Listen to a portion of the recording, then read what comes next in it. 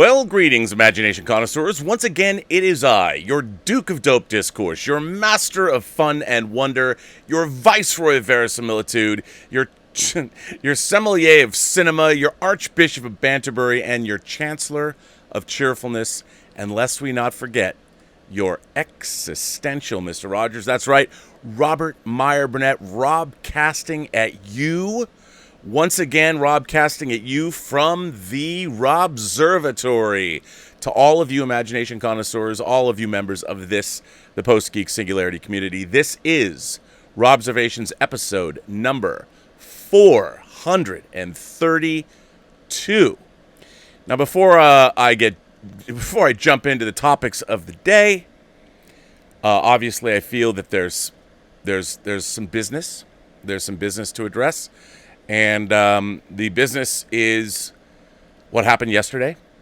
And I would say that from my perspective, it was what we would know as a teaching moment. And I was the student. And to be honest, what happened was I watched a video of 77-year-old Captain Dorne, who was protecting a friend of his store, dying on the sidewalk of a street. This was the third human being, the third black man that I've watched die in the last couple of weeks. And the third. And, obviously I've been talking about this on the show. I've often talked about racial issues, discriminatory issues, that kind of thing. And I think anyone who's watched my show for any length of time, after all, this will be the 432nd show, you're all very aware of my beliefs and where I'm coming from on all of these issues. But when I was watching this yesterday, I was really furious, to be honest. I was watching this again, and this goes to the very heart of why the protests have begun. And I've talked about racial inequality on this show, oftentimes using my example of going in to buy a tube of toothpaste at a 7-Eleven at 2 o'clock in the morning.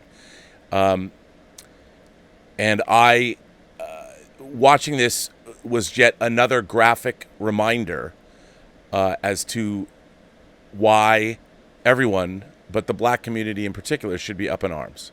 Once again, a black man was dying on a sidewalk in America. And I was angry.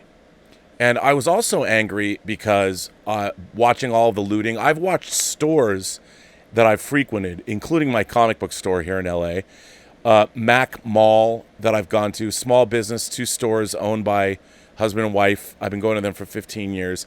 I watched a woman protecting her business in an immigrant, a Japanese immigrant, protecting her business in downtown LA. And all of this needless destruction, the looting. But the thing that really got to me, what I was really angry about, was that Captain Dorne was protecting a friend of his store from a looter. This looter also had a gun. And, there's a lot of... I'll be straight up with all of you in terms of my feelings about firearms in this country. We have the Second Amendment. I believe strongly in gun regulation. I think we should have the same kind of process we have to drive a car.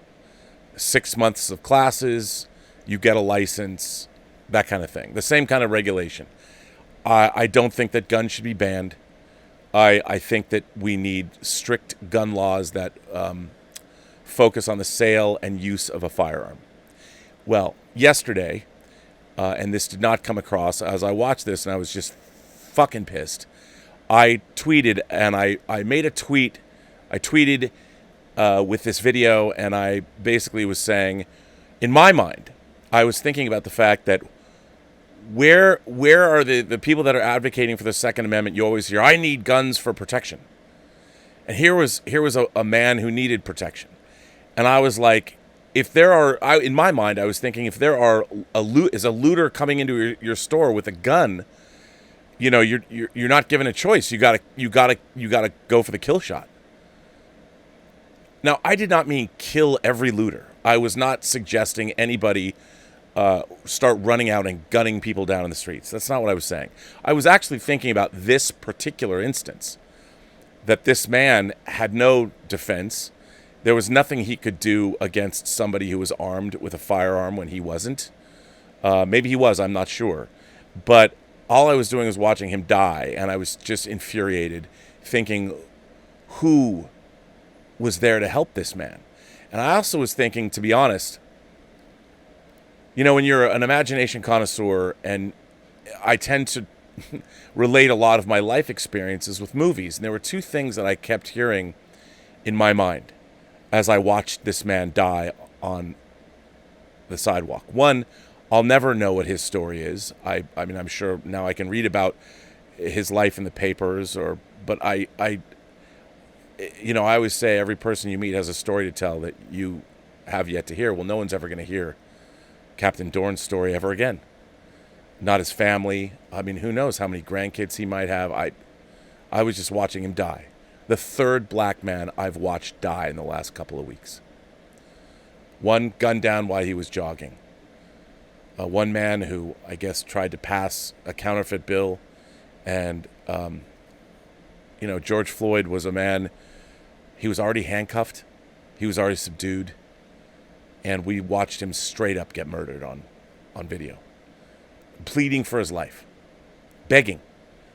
And no one did anything. The onlookers, you couldn't have heard people screaming more, please let him up, please help him.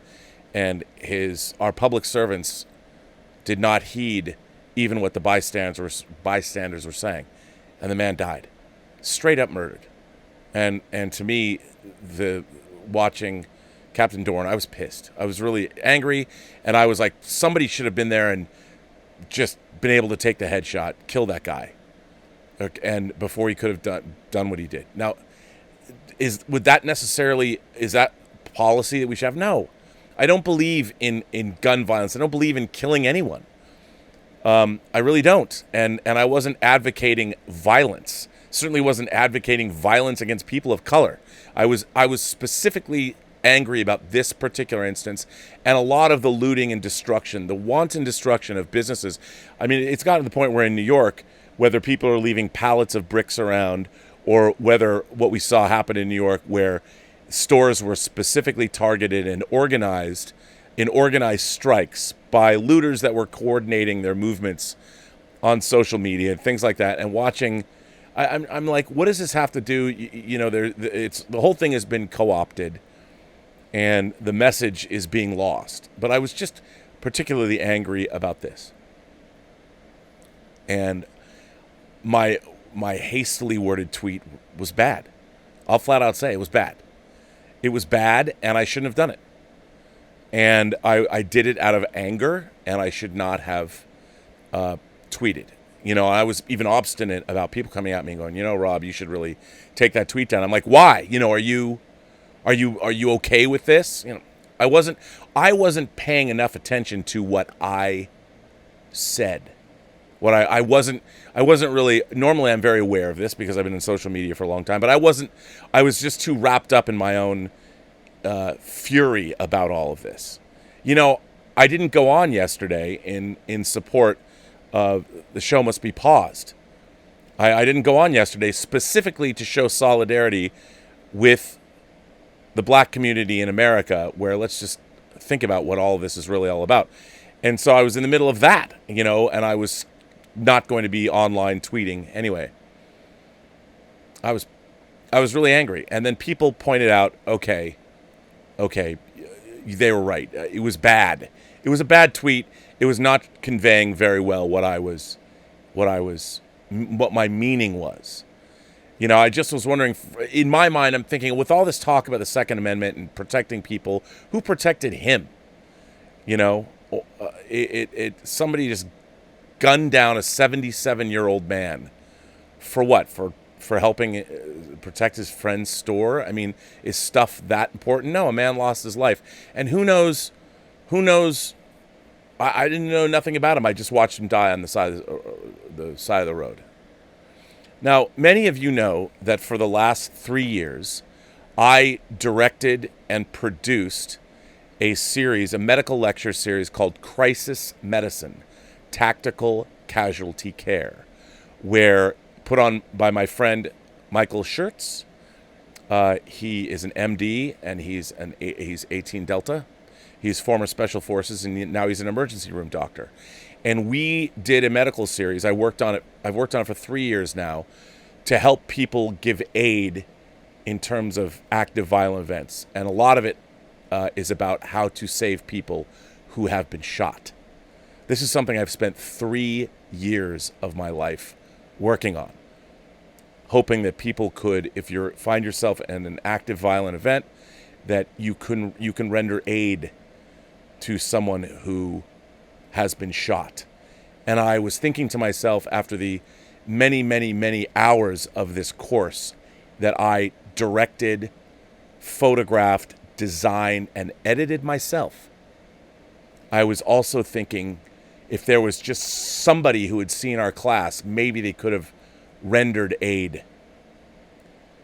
So this gun violence and people, how many times do we have to watch Americans die needlessly? And it was just, all of it led to my tweeting something that wasn't good. It wasn't good. And I admit that. And I took down the tweet and I figured, okay, that would be the end of it. Well, it exploded. It was interesting. There were people that I've worked with for a long time that, as many of you know, you've heard me talk about the Schmodown and everybody at Collider. I've frequently talked about how everybody there was so nice, and I really liked working with everybody, and I've had a really good time, and I've been working on the Schmodown for years, and watched it grow, and I've really appreciated what Christian Harloff and Mark Ellis have done with the Schmodown, and I was very proud to be a part of it. And I was particularly proud of the work that I was doing as part of the Burning Droogs, the manager of the Burning Droogs. I was having a lot of fun. I was really looking forward to the 2 tournaments that are going on now. Just a fun thing to do. So I have to say that I was a little dismayed by some of the things that my colleagues in the Schmodown said about me. And some were I guess, I don't know why. I mean, I would have thought, I guess the one thing that I just assume is that because I do these shows every day and I've been doing them and we've got this community and I read letters from people all day long and I just assume people know where I'm coming from. You guys certainly do. But it was interesting to see the backlash and what people had said and the different perceptions. So I was definitely, I learned. And but mostly, I'm very, very sorry for what I've done and how many people I upset. But most of all, I hope, and please accept my apology. I want to apologize to everyone in this community. Here, I after all the dust is settled, and it's this community that is really my key focus, and the letters and the what we've been sharing here, what we've been building, and the idea that I besmirched this community in some way, shape, or form was the thing that I was most fearful of. And I certainly did not want that to happen. We've worked too hard, and everybody here has it means, this community means a great deal to me. And I have to say, I was stunned at the outpouring of support that I received. It's one thing, like I was just here not going on yesterday, and I thought that working here, trying to make this place better to broadcast from and make it a better place, that's what I was concentrating on yesterday. It never, it never does. It never occurs to you what could happen at the end of a day. And I'm very sorry, but I've also been it's been very heartening to see the kind of response that I've received from everybody, and I very much appreciate that. And I was wondering, should I even keep going on? I was wondering, maybe that's what I should just do, is hang it all up. And I was actually thinking about that, but I got so many letters and so many DMs and so much support. And I think people understood, like I just would have always thought that people understood where I was coming from. I just take that for granted. You shouldn't take that for granted, especially when you're using words at an incendiary time when not everybody knows you and they don't always get your meaning. And to be honest, I did a really piss poor job of conveying what I was thinking because I was mad. And, I've been mad a lot over the last couple of weeks, and I've been haunted by what I've seen. The fact that we now live in an era where a person can be executed on camera and it becomes fodder for social media. And I've watched now 3 black men die on camera, which is, I can't imagine anything more horrific for their families, for their communities, for the world to watch. There's protests all over the planet now, and people are marching for justice in this country, all over the world. And I almost think that the rest of the world, I've heard from a lot of people around the world, there's a lot of international viewers of this show, and the sadness people have expressed to me about the country, the state of our country right now. And I think ultimately that's where I'm at. It was hard being branded right wing or a racist or a Nazi. It's yesterday. It was actually perplexing to me at first, and then it made me just angry. And I really lashed out. I lashed out at somebody I work with, who I didn't understand. Like, we've worked together, for a while now, and I would hope that I just assume, a lot of people don't watch this show, and once at Collider, somebody said to me when I was there, I didn't know that you worked on movies. They thought I just came in and did the show when I was doing the show with John Schnepp, and they were actually fascinated by that. And I realized, like, I don't walk in and go, hello, here's my name and here's my resume. You don't do that. And so I sort of take it for granted, because I've done these shows for a while now, that everybody just knows where I'm coming from and catches my drift. But they don't, which is why it's very careful, especially more so than ever before, that you choose your words carefully. And especially when you're saying things like shoot to kill. In this day and age, what does that mean? People are like, wait, what did you just say? And I'm very aware of what I said and how incendiary it came off. And I am sincerely, profoundly sorry that I said that. However, more than that, to damage this community of supporters was something that upset me the most, because I'm trying to build a community of inclusion. Everyone is welcome here. Everyone has a voice here. Everyone, I don't care what you look like. I don't care what color you are. I don't care how you identify. I don't care about your sexuality. I don't care about your religious preference. All are welcome here, and all I've ever said is just respect everybody else that's here. That has been my chief. Well, that's what this community is. That's what the Post-Geek Singularity community is. It's for everybody, and as long as you respect everybody else's right to be here, that's what we're doing. Sharing and being enthusiastic and talking about all the things that we love, and the fact that I may have damaged that community in some way, shape, or form is something that I couldn't forgive myself for that. And I also can't forgive myself for upsetting the people the way I did.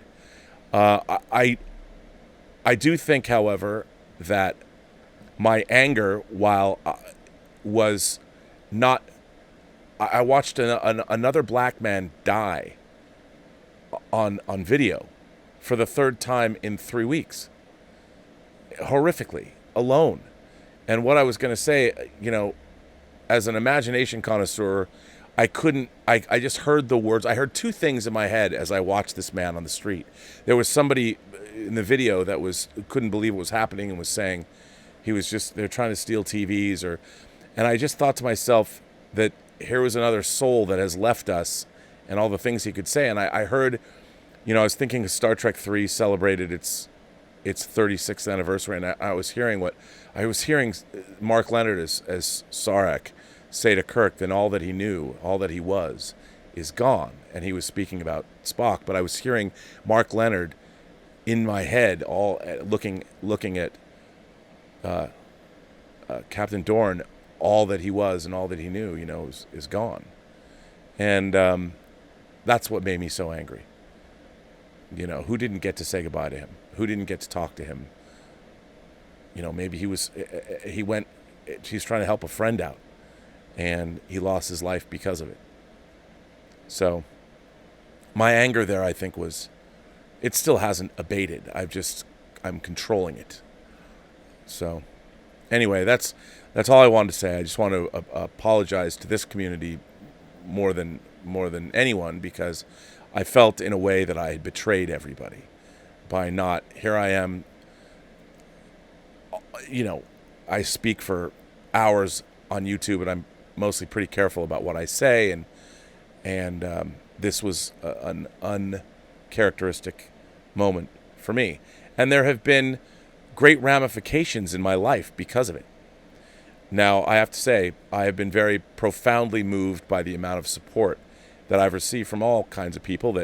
People from, I haven't looked. People have said there's videos out there about this situation. I would just like to say this. There is a great community of people in this pundit space, and everybody, for the most part, works really, really hard doing what they do. And I've said at the basis of all of this, we all are, for the most part, fans. And there have been people that I've spoken to that I should be on the other side of the aisle from, but we've always been able to talk.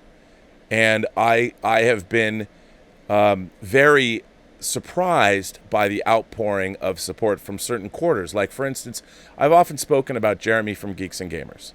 Now, obviously, Jeremy and I are not on the right side of the political aisle. We're not on the same side, but he's been nothing but gracious to me always. And he even flat out said, "I hate Trump," meaning I hate Trump, not Jeremy hates Trump. He's a big Trump supporter, but he said I was a good guy. Andre from Midnight's Edge and the Midnight's Edge crew reached out. Gary Beekler at Nerderotic. And a lot of people criticize me for having ties with the channels, but I've never had a problem. I mean, my whole thing is that let's all talk amongst each other. All of those people reached out to me and were very nice and offered support, which I was very grateful for. And it was moving. So I want to thank those people. And people have asked me, why do you talk to people, or why do you ally yourself with channels that say certain things? Or I'm like, look, I allied myself with all people. I'm interested in what everybody has to say, and especially in this space. I pride myself on that. I like to talk to everybody. Even when I was in high school, I was tried to be friends with everyone, not because I had this desire to be liked by everyone, but I genuinely liked them. I like all different kinds of people. I like that, and it was a little disheartening to see the response from certain quarters, but that I wouldn't have expected. People that I thought knew me, but apparently I guess not. But anyway, that's all I'm going to say about this. I just want to thank everybody for reaching out and supporting this channel. If I didn't get that support, I don't know if I would have gone on today, or maybe ever. And I want to thank all of you for continuing to be here, and I hope we can move forward and continue on, because isn't that what show business is, in fact, all about? Now, that's not to say that what's been going on in this country is something to be taken lightly. It's not. And we're still in the middle of a pandemic. I read that Florida today has more coronavirus cases today were diagnosed than since mid-April. And how many more people have to die? Let's hope none before their time. So there are a number of things that I wanted to discuss the first of them, and I know John discussed this, but I wanted to discuss it as well. I wanted to discuss what's going on with AMC Theaters. And I know John already did this, but I really wanted to talk about it. So I'm going to. So this was on CNN Business, and it was today. AMC Theaters, the world's biggest movie theater chain, said on Wednesday that it has substantial doubt it can remain in business after closing locations across the globe during the coronavirus pandemic. The theater chain, which closed its theaters earlier this year, expects to have lost between $2.1 billion and $2.4 billion in the first quarter. The company also said that its revenue fell to $941.5 million, which was down roughly 22% from $1.2 billion in the same quarter last year. This quarter, the situation has gotten substantially worse. We are generating effectively no revenue, the company said in a regulatory filing today. AMC will continue to monitor the potential lifting of various government operating restrictions, but added that the chain has serious challenges even if restrictions are lifted. That includes studios holding back new films from being shown. Even if governmental operating restrictions are lifted in certain jurisdictions, distributors may delay the release of new films until such time that operating restrictions are eased more broadly domestically and internationally, which may further limit our operations, the company said. The company said that it had a cash balance of $718.3 million as of April. We believe we have the cash resources to reopen our theaters and resume our operations this summer or later, AMC said. Our liquidity needs thereafter will depend, among other things, on the timing of a full resumption of operations, the timing of movie releases, and our ability to generate revenues. The company's stock rose 4% after initially declining 8% in early morning trading on Wednesday. The coronavirus outbreak has ravaged the movie theater business. Movie theaters large and small were closed because of the outbreak, and some of the year's biggest films, Mulan, Wonder Woman 84, and Fast 9, were delayed. Movie theaters like AMC also faced another existential threat because audiences can watch movies at home. This was the case with Universal's Trolls World Tour, which bypassed theaters for a digital release. Universal's decision to release Trolls on demand caused a feud between the studio and AMC, leading to the chain to ban Universal's films from its theaters. Now, obviously, I think this is bad news for all involved. It's not unexpected, and we still don't know. Right now, Warner Brothers is still planning to release Christopher Nolan's Tenet on July 17th. And then soon after, the week after, Mulan is supposed to come out, followed in a few weeks by Wonder Woman 84. I haven't looked at the numbers nationally, but Warner Brothers has said that they need Los Angeles and they need New York to be open. They need 80% of the theaters globally to be open. China is talking about closing 40% of its movie theaters. For me, I don't think it's looking good that Tenet will be released on July 17th, especially with COVID cases going up. It'll be interesting to see where we are in the next 2 weeks. I have said that the decision to release Tenet will probably be final on the 15th of June. That's what I would have assumed. I don't know if that is going to be the case, but we shall see. It gives me no pleasure to see this happening. Obviously, it's the reality of the world we live in. And it obviously it's not like AMC likes the position that they're in. Certainly they would like to be anywhere but here. I'm hoping that if Amazon needs to come in and purchase AMC, maybe that could be good. I hope AMC can survive. As a chain, their job is to deliver a great movie-going experience, and I think that they've done that. All the money they've put into renovating their theaters. I'm a big AMC fan, especially down in Burbank at the AMC 16 there. It's a wonderful theater-going experience, and I would hate to see this theater chain go away. There's a lot going on, but we'll know. And I hope it comes out okay for AMC, but it's definitely something I'm closely watching, obviously, and yeah. Now after I've apologized and now after I've come clean with you all, I'm going to get back to what this channel is really all about, and that's talking about Quibi. You're right, ladies and gentlemen. You have to take your lumps and move on, and that's what I've done. I hope you're with me on this, and please don't think that I'm going to be perhaps nice about Quibi, because when I saw that, look, for those of you, just to recap, Quibi is, of course, the streaming service that launched last month, and the idea was that it was providing Quibi-sized content. Quibi is a made-up word, between 4 and 10 minutes long. When it first launched, it was only a telephone app, and the idea was to appeal with A-list content for those people on the go. And I have thought that the whole idea of Quibi was wrong-headed, and I've just been fascinated to watch it go. And of course, it hasn't done well. It's been a flop. Now, I never tried to get a job at Quibi. I never tried to sell a show to Quibi. So this isn't sour grapes. I'm fascinated by this story from a Hollywood perspective, in that it seemed like the height of hubris for everybody involved. You know, whether it's Meg Whitman and Jeffrey Katzenberg, like this was an idea they grabbed a hold of 10 years ago, and they're still. I've been saying Quibi is like Fetch. Everyone's trying to make Fetch happen still. They're trying to make Quibi happen. And I'm just like, how do you launch a streaming service in this day and age that doesn't work on TVs, that you can't get on Amazon Fire? Of course, they were retooling it to make that happen.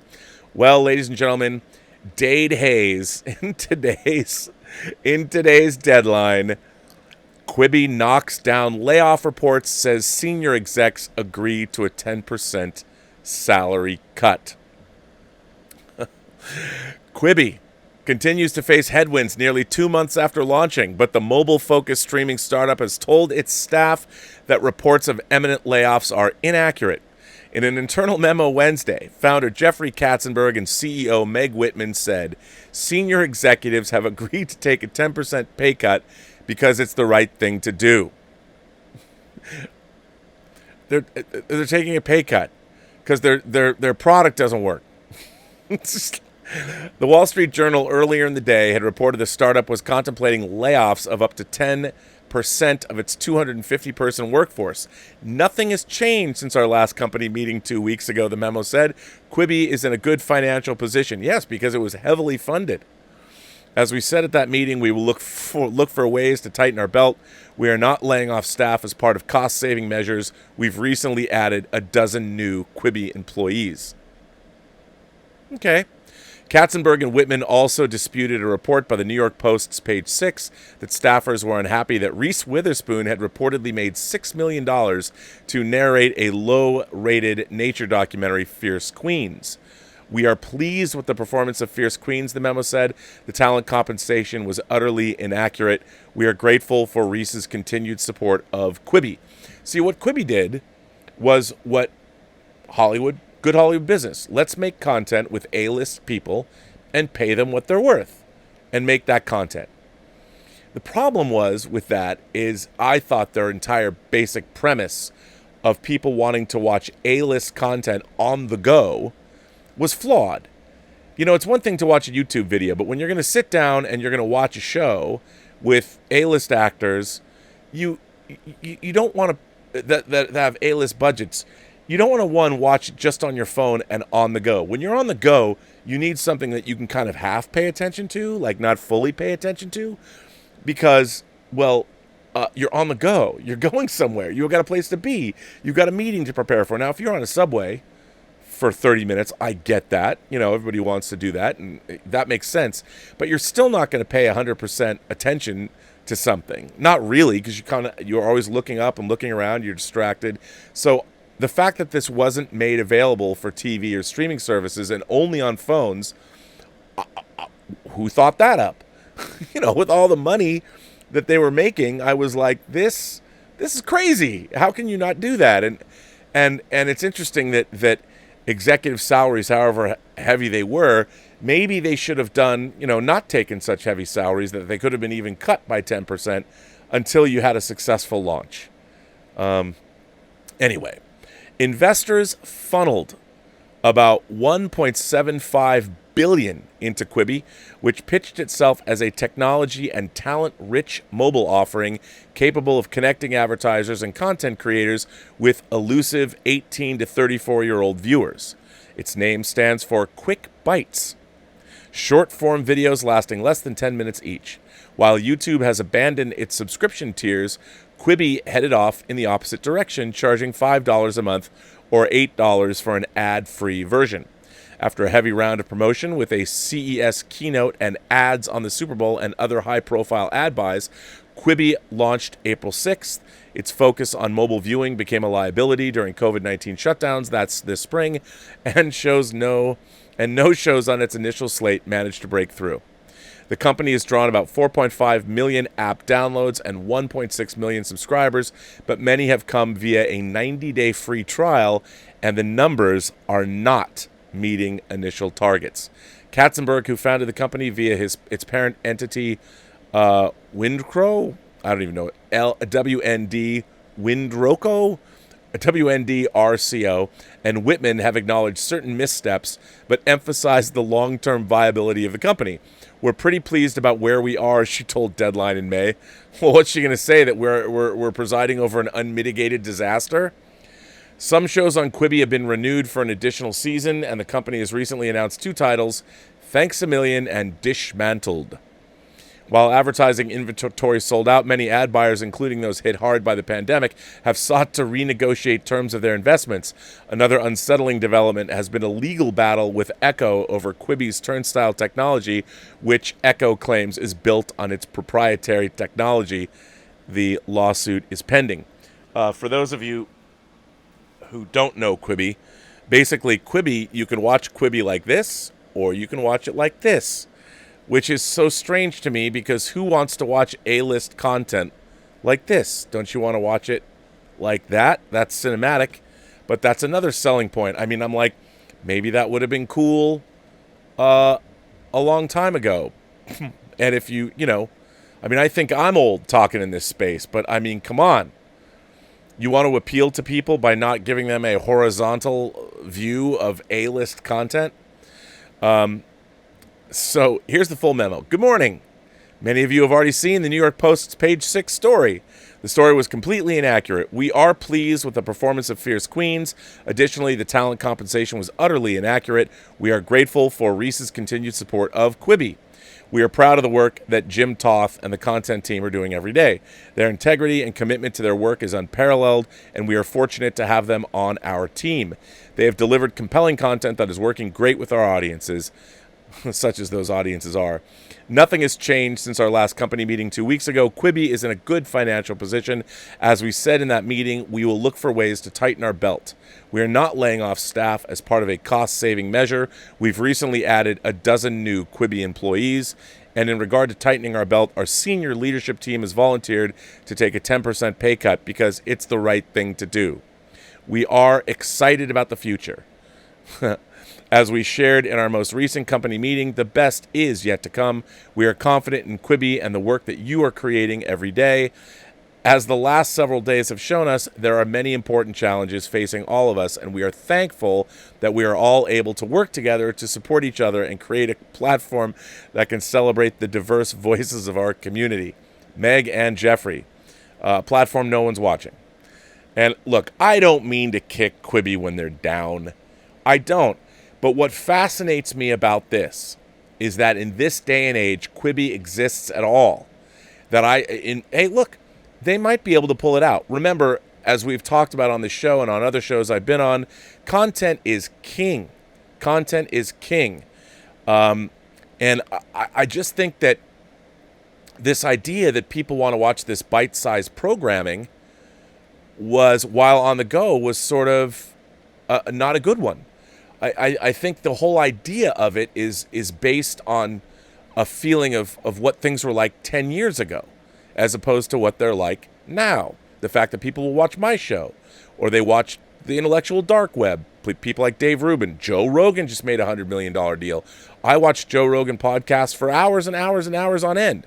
As a matter of fact, I would hate it if Joe Rogan made Quibi show, unless, he was getting paid. Even clips, Joe Rogan clips can be short, but sometimes they're 10 or 15 minutes long, which is like 2 or 3 quibbies. And I find the whole thing strange. It's so odd to me that Quibi is even this thing. I'm like, how did you do this? How did this happen? Who thought this was a good idea? I don't know. And now they're taking pay cuts. Why only 10% though? I mean, I would say that in the next couple months, we'll see when that 90-day trial is over. Are you going to get those people to come back? Is there going to be new programming? Quibi doesn't exactly have their Mandalorian, their water cooler show that people have to see. Anyway, look, I would love to see a stunning turnaround in the fortunes of Quibi. I feel like, in a way, I'm watching the last gasp of an archaic way of thinking that's being swept away in favor of a new paradigm. And the new paradigm, this new paradigm already is here. It's been here for years. Quibi just hasn't caught up with it. So, anyway, that's Quibi.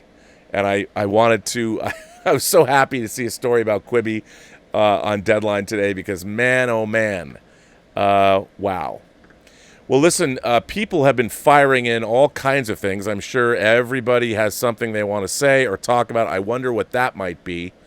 I don't know, but I'm going to jump in. Let me find out where everybody is here, and because I haven't been on in a while.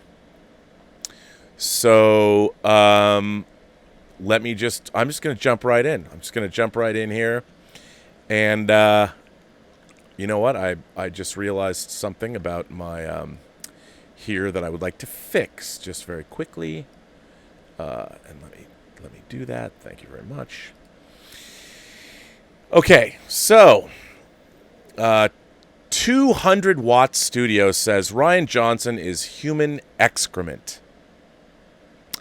Well, I beg to differ. I think Rian Johnson is a quite talented filmmaker, and I don't know if we're still going to do it tonight. I have to talk to Elizabeth. We might postpone it till tomorrow. I'm not sure. But for the next whining about movies, we watched Brick, Rian Johnson's debut film, which I think is a very interesting movie, and I was really looking forward to talking about it. And I really like Knives Out. And let me, for those of you, if you haven't seen Knives Out or you still have physical media, allow me to recommend the Knives Out 4K or Blu-ray that has a phenomenal documentary done by my main man, or as I like to call him, Geek Santa, Mr. Cliff Stevenson. And Cliff Stevenson, Geek Santa, brought me some shirts to wear, which I will probably wear tomorrow. And yeah, so I would suggest picking that up. But I don't think Rian Johnson is human excrement at all. But I understand probably where you're coming from on that. But I was not going to talk about like The Last Jedi, as divisive as that film can be. We wanted to talk about Brick, which I thought was a pretty stunning debut, even though I do have reservations about it. That's why we're going to talk about it. Christian Grzuski sends in a tip and says, just love your show and needed to leave a tip. Keep up your fantastic work. Greetings from Deutschland. Well, Christian, do you know Dieter Bastian? He's a favorite son here. He also is from he's from a very special land. Zach Losel, not just Deutschland. Zach Losel is here. Zach says, love and respect you for the apology video. I truly believe you're a good man, and what you said was out of anger, frustration, and sadness for the unforgivable death of David Dorne. Alav ha shalom. Well, thank you for that, Zach. Yeah, I mean, it's every man. It's every black man that is killed for no reason. And what's going on now is a long time coming, like 400 years. And whether we are ever going to learn our lesson about what's happening, about the systemic racism in our culture that leads to these situations, I mean, hope does spring eternal, but how many centuries do we need before we're going to get it? I don't know, and that's why what's happening. But I have to say that with everything that's going on, I do see some of the dialogue very, very encouraging from a lot of people. And, I think if nothing else, maybe the graphic depictions that we are seeing of black men losing their lives, and obviously recently a black woman as well, there's no better reason than that. Those videos alone, those haunting videos showing people losing their lives, needlessly losing their lives, maybe in a way, the modern age, our social media age, where these videos can be shared and the horrors of what happens on a daily basis can be seen and played over and over and over again. Maybe these people will not have died in vain. That's the only thing I can think about, and of course, the cops in the George Floyd, what happened to him, the charges have been changed, and we'll see. Justice will be served. Jeremy Tishabasu sends in a super chat and says, Rob, it's okay. It's understandable. At times, we can react to situations without thinking about the impact of our actions. It's okay. We make mistakes. Yes, I made a mistake, and I was angry, and very angry, and I'm sorry for what I said, but the anger's still there. The anger has not abated. So, Jeremy also goes on and says, glad to have you back. I've missed this show. Well, I missed doing it. I didn't think that when I wasn't on the show on Monday or Tuesday that we would be here, but that is what happens in life. Willow says, I hope you're doing all right. It's been a difficult time, a difficult year for everyone, myself included. I really just wish I could fast forward 6 months or so to see where we're at if things are better. Look, things are going to get better. They will get better. Things always... Look, think about how Europeans must have felt during World War II. The world was literally ending. There were people in extermination camps. How many Russians died? It was what is going on now will pass. And I think cooler heads will prevail. I think it will get better. Maybe not 100% better, but it might get 10% better or 15% better, and it will definitely be on a new path. I mean, if nothing else, again, we had the double whammy of this social unrest and a pandemic together. And I'll tell you something, I have seen a lot of civility, and I have seen a lot of people coming together. It's very apparent to me when you go out, whether you go to the grocery store. I was at Home Depot last week with Elizabeth. Everybody was wearing a mask. Everybody was pretty jovial. Everybody was very helpful at Home Depot. I was very impressed with the staff and how they were running everything. And in a way, I think when people are more mindful of their communities and the people around them, it can only wind up being better off. And so I do choose to believe that things are going to get better. Hamilton Cox sends in a tip and says, hi, Rob, just wanted to let you know that I stand by you. We all have our Pon farr moments. That is true, although, Pon farr ended a lot better. When you're in the grips of Pon farr, where it's taking you is a lot better than where I wound up. So, but I understand what you're saying, and thank you very much. I very much appreciate that sentiment. And what I love, God love the imagination connoisseurs, because every situation can be related to something, some kind of metaphoric imagery, and it's that shorthand that we all speak and we all can get it. So when you say Pon farr moment, I have to smile, and I know exactly what you mean. So thank you very much for that. Very much appreciate it. Julius Goodwin is here. Julius, I'm overwhelmed by your support of this channel. I have a lot to say, and I'm going to not even worry about the cost of the super chats for this one.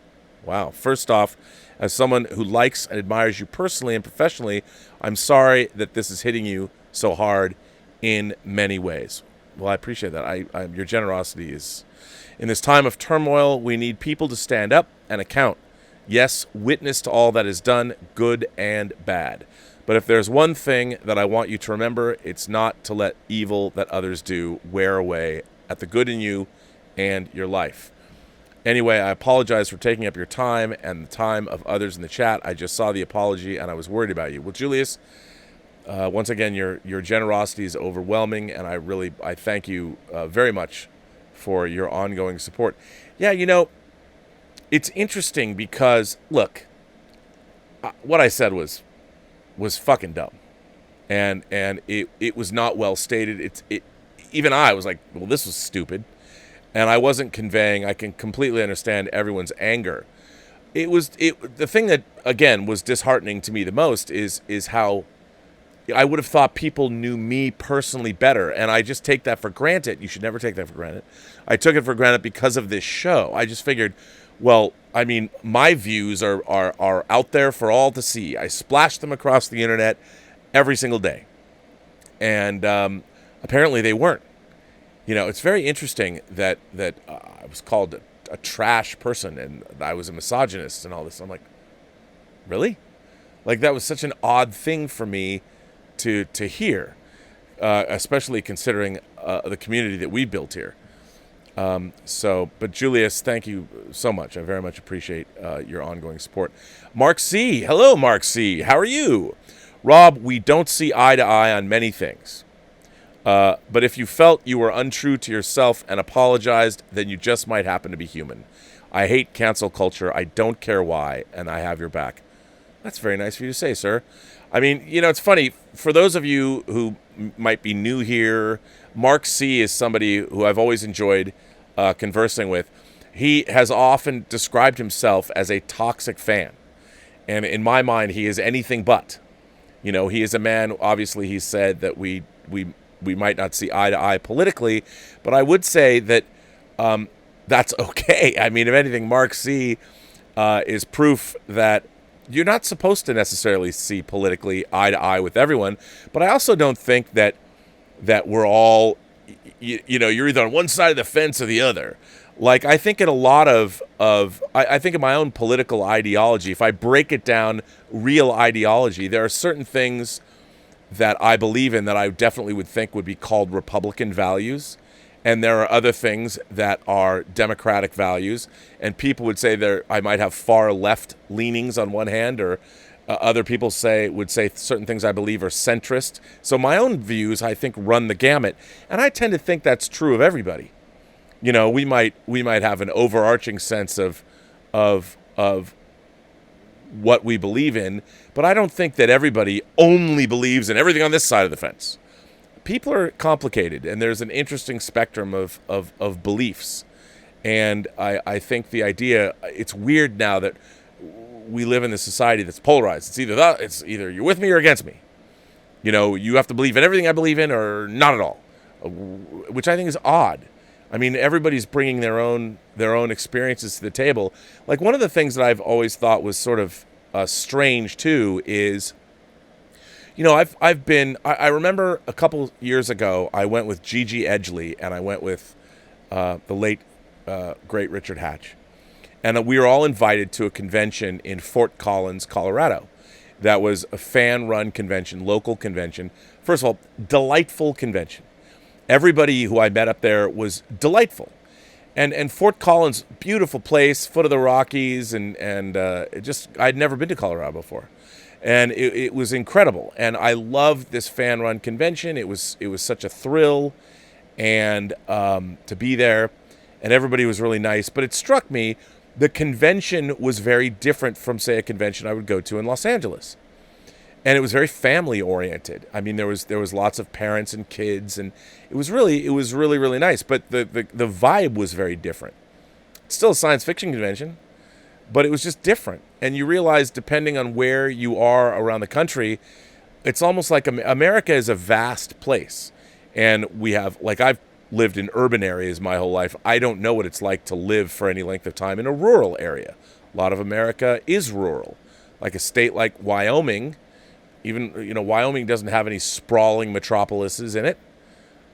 So the what people see and what they experience is very different than what we experience as not necessarily on the coast, but if you live in bigger urban environments.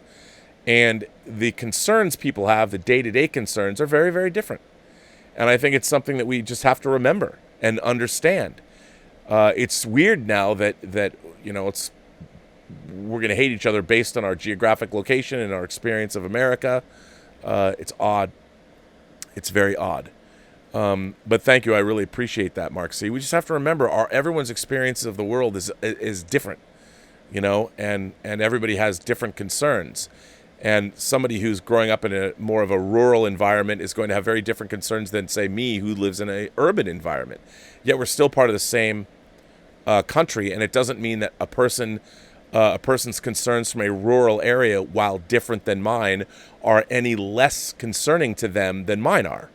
I need to understand that somebody who's living in a different environment than me has different concerns than I do. It doesn't mean that my concerns should supersede their concerns. They're all legitimate concerns that should have equal weight, and we don't do that a lot, and I find that strange. Deanna Jones is here and says, Rob, I don't blame you for being angry and upset. You're clearly not alone. I've been on the verge of an anxiety attack the last few days, too. Times like these hurt when we care about our world, our future, and about each other. Sending you nothing but love, bro. Well, thank you, Deanna Jones. That's very nice of you to say. Mark Evans sends in a tip and says, take a deep breath, a long exhale, smile, and move on. The Post-Geek Singularity family is always here with open arms. Now tell us some movie stuff we don't know. Well, I wanted to get into that because what I really didn't get into is the topic of this conversation. And since you asked, June 3rd and June 4th are always big days for me in my own life. June 3rd was the day where I grew up, and I lived in the same house on Mercer Island until June 3rd. I lived there from the time I was a week old till June 3rd, 1988. And I had a Celica Supra. Well, I had a Supra, Toyota Supra. And I packed up all my stuff, and I moved. I got in my car. It was June 3rd, and I had a trailer hitch put on it, and I rented a big U-Haul and everything I owned. I took and I moved to Los Angeles. Left on June 3rd today, 32 years ago. And it was a big deal for me because I'd never moved anywhere, and I went by myself. And on June 4th, I arrived in Los Angeles. And the first thing I did, I didn't know the first thing about how do you rent an apartment. And, my parents didn't come with me. I came by myself, and I was very independent. And I was like, well, how do you do that? So I rented an apartment on Purdue in West LA across from Dolores Restaurant right by the New Art Theater. And even though I was going to USC, I didn't move close there. The reason I picked I knew I was going to have like a 20-minute morning commute in the traffic. It didn't bother me because I wanted to live in Westwood because at the time, that's where all the best movie theaters in LA were. So that's why I wanted to live here. I'm going to go live in West Los Angeles because I want to be here. I want to be near Westwood. But it was a very exciting time. June 4th is also the anniversary of Star Trek II: The Wrath of Khan's release. Star Trek II: The Wrath of Khan came out June 4th, 1982. And also, 21 years ago, Free Enterprise opened on the movie I directed, the only movie that I've written and directed, on June 4th, 1999. It opened in theaters in New York and Chicago and Los Angeles. Nobody went and saw it. Hence, I haven't directed since. But it was still a big day for me. And, the June 4th to me, the June 3rd and June 4th, and I see them as one day because on June 3rd I left. I left on my big adventure, it's still going on 32 years later. And it's interesting to me that it's not lost on me. I was here for the LA riots in 92. The scariest things in my life that I've seen, this unrest is not like the LA riots of 1992. The LA riots of 1992 were, to me, much scarier because a lot of the city was on fire. It was burning, and from where I was living on top of the condo I was sharing at the time, you would look down and it looked like LA had been bombed from the air, like 50 different columns of smoke. You could just count them all. It was terrifying. And now, of course, 2020, 28 years later, we're back to that kind of unrest. And in a way, between the pandemic, it's all been sort of normalized now, the craziness. And maybe it's because we've been shut in for so long, but the horror remains of it all. And it was for the same reason. It was for the same reason. Rodney King, who was brutalized by the police officers were acquitted. Justice was not served, and the city exploded. And here I am 28 years later. And I think, in a way, maybe part of that psychologically, that's part of what I also have been responding to, is that, really? 28 years later, the same thing has happened. We haven't made any progress, like zero progress. There has not been police reform. And here's the thing. There's a lot of good police out there. There's a lot of good police. But the institutionalized racism that exists and that culture hasn't gone away. And our entire criminal justice system.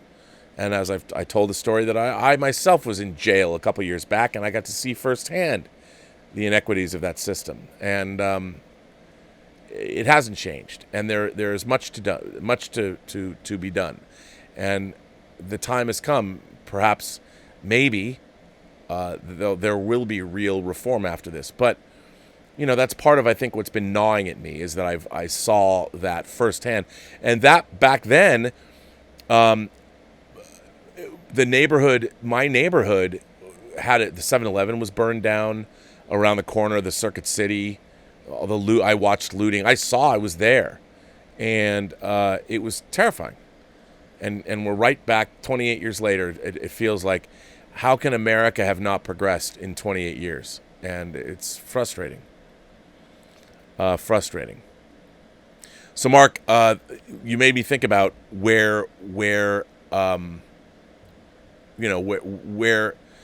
at right now, and why June 3rd and June 4th mean a lot to me. And part of my anger, I think, is seeing us repeat the same mistakes over and over again.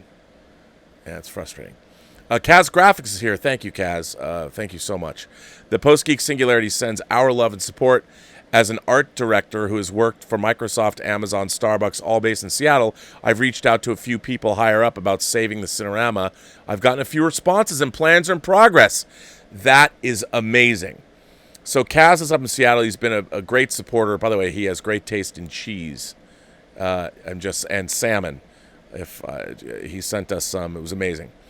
But for those of you who don't know, the Cinerama Theater, that was one of the places I grew up going to. The Cinerama Theater was, Paul Allen bought it, renovated it a number of times, and after his passing, his company Vulcan wants to divest itself from all of those things, and it's been shuttered since February.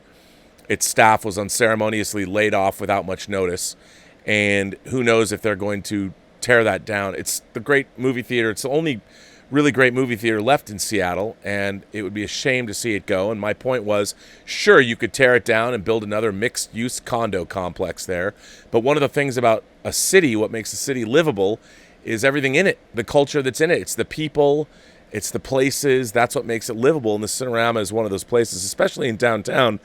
And now with more condos and people living downtown than ever before, I still think it's a viable place. Now, of course, it's now, because Seattle real estate has become so lucrative and desirable, the first thing that, look, in Seattle, if you have enough money in Seattle, you can buy the Space Needle and you could move it to Bellingham if you wanted to. Somebody would say, well, for enough money, sure, you can do that. And they'd part it out and cart it up to Bellingham, and they would put it there. I hope, Kaz, nothing would make me happier than to see the Cinerama saved, because it's a great theater. Seattle to me was one of the great movie-going. It was one of the great movie-going when I was growing up. Per capita, the Cinerama had more. Well, the Seattle had more movie theaters than any other city in the country, and it was great. But all of those big theaters, the Cinerama. The Cinerama is still there, but the UA 150, which was down 2 blocks and over a block, is gone. Across the street was the King's Cinema, the Coliseum, the Town, the Music Box, the South Center, the Northgate, Lewis and Clark. I think Lewis and Clark is still there. But all of these huge theaters are all gone. And the Cinerama was tricked out. I mean, that theater is posh. The projection, the sound, it was fantastic. And I don't want to see it go. When I go home, I like to go see a movie at the Cinerama whenever I can. So, and Kaz, whatever you need me to do, if you want me to cut some kind of a video or something about it, I'm happy to do it. Mark C. sends in another super chat. He says, as I tweeted, after 13 years, I finally picked up the 25th anniversary 3-disc soundtrack to Blade Runner. I saw that. What a great collection of songs. Many I recognized and many are new to me. Yeah, the Vangelis collection, I didn't realize that was out of print. I'm going to tell you, I'm going to admit something to you, though, Mark. When we first got Gilbert, he loves eating paper products, and he ate that disc. Not all of it, just the corner of it. But I like my mint condition stuff. It pissed me off. I forgave him. He was a puppy. But I do not have the discs are fine. The music's fine. But I do not have an unmolested copy because it folds out. I was happy to see that you got it. So, yeah. Lee Crow sends in a tip. Well, thank you, Lee. Rob, I have a lot of things I could say right now, but I don't think they would help anything. Just know that you have a supporter in me, and I continue to follow you here and on John Campy's show. I very much appreciate that. John's been very gracious throughout all of this, and I'm very, very happy that he's my friend and boss, and he's really been great, and he's gone above and beyond. And as I said, it's interesting because when I wasn't thinking about the ramifications of what I was saying. I mean, if you look at my Twitter feed, a lot of the time I say funny things or I pop off, and I did not put as much thought as I should have into this. I was angry, but I appreciate that. Thank you very much, Lee. Hassan is here. Hello, Hassan. I found American film YouTube channels 5 years ago, and I immediately realized it wasn't a bad thing to like movies way too much.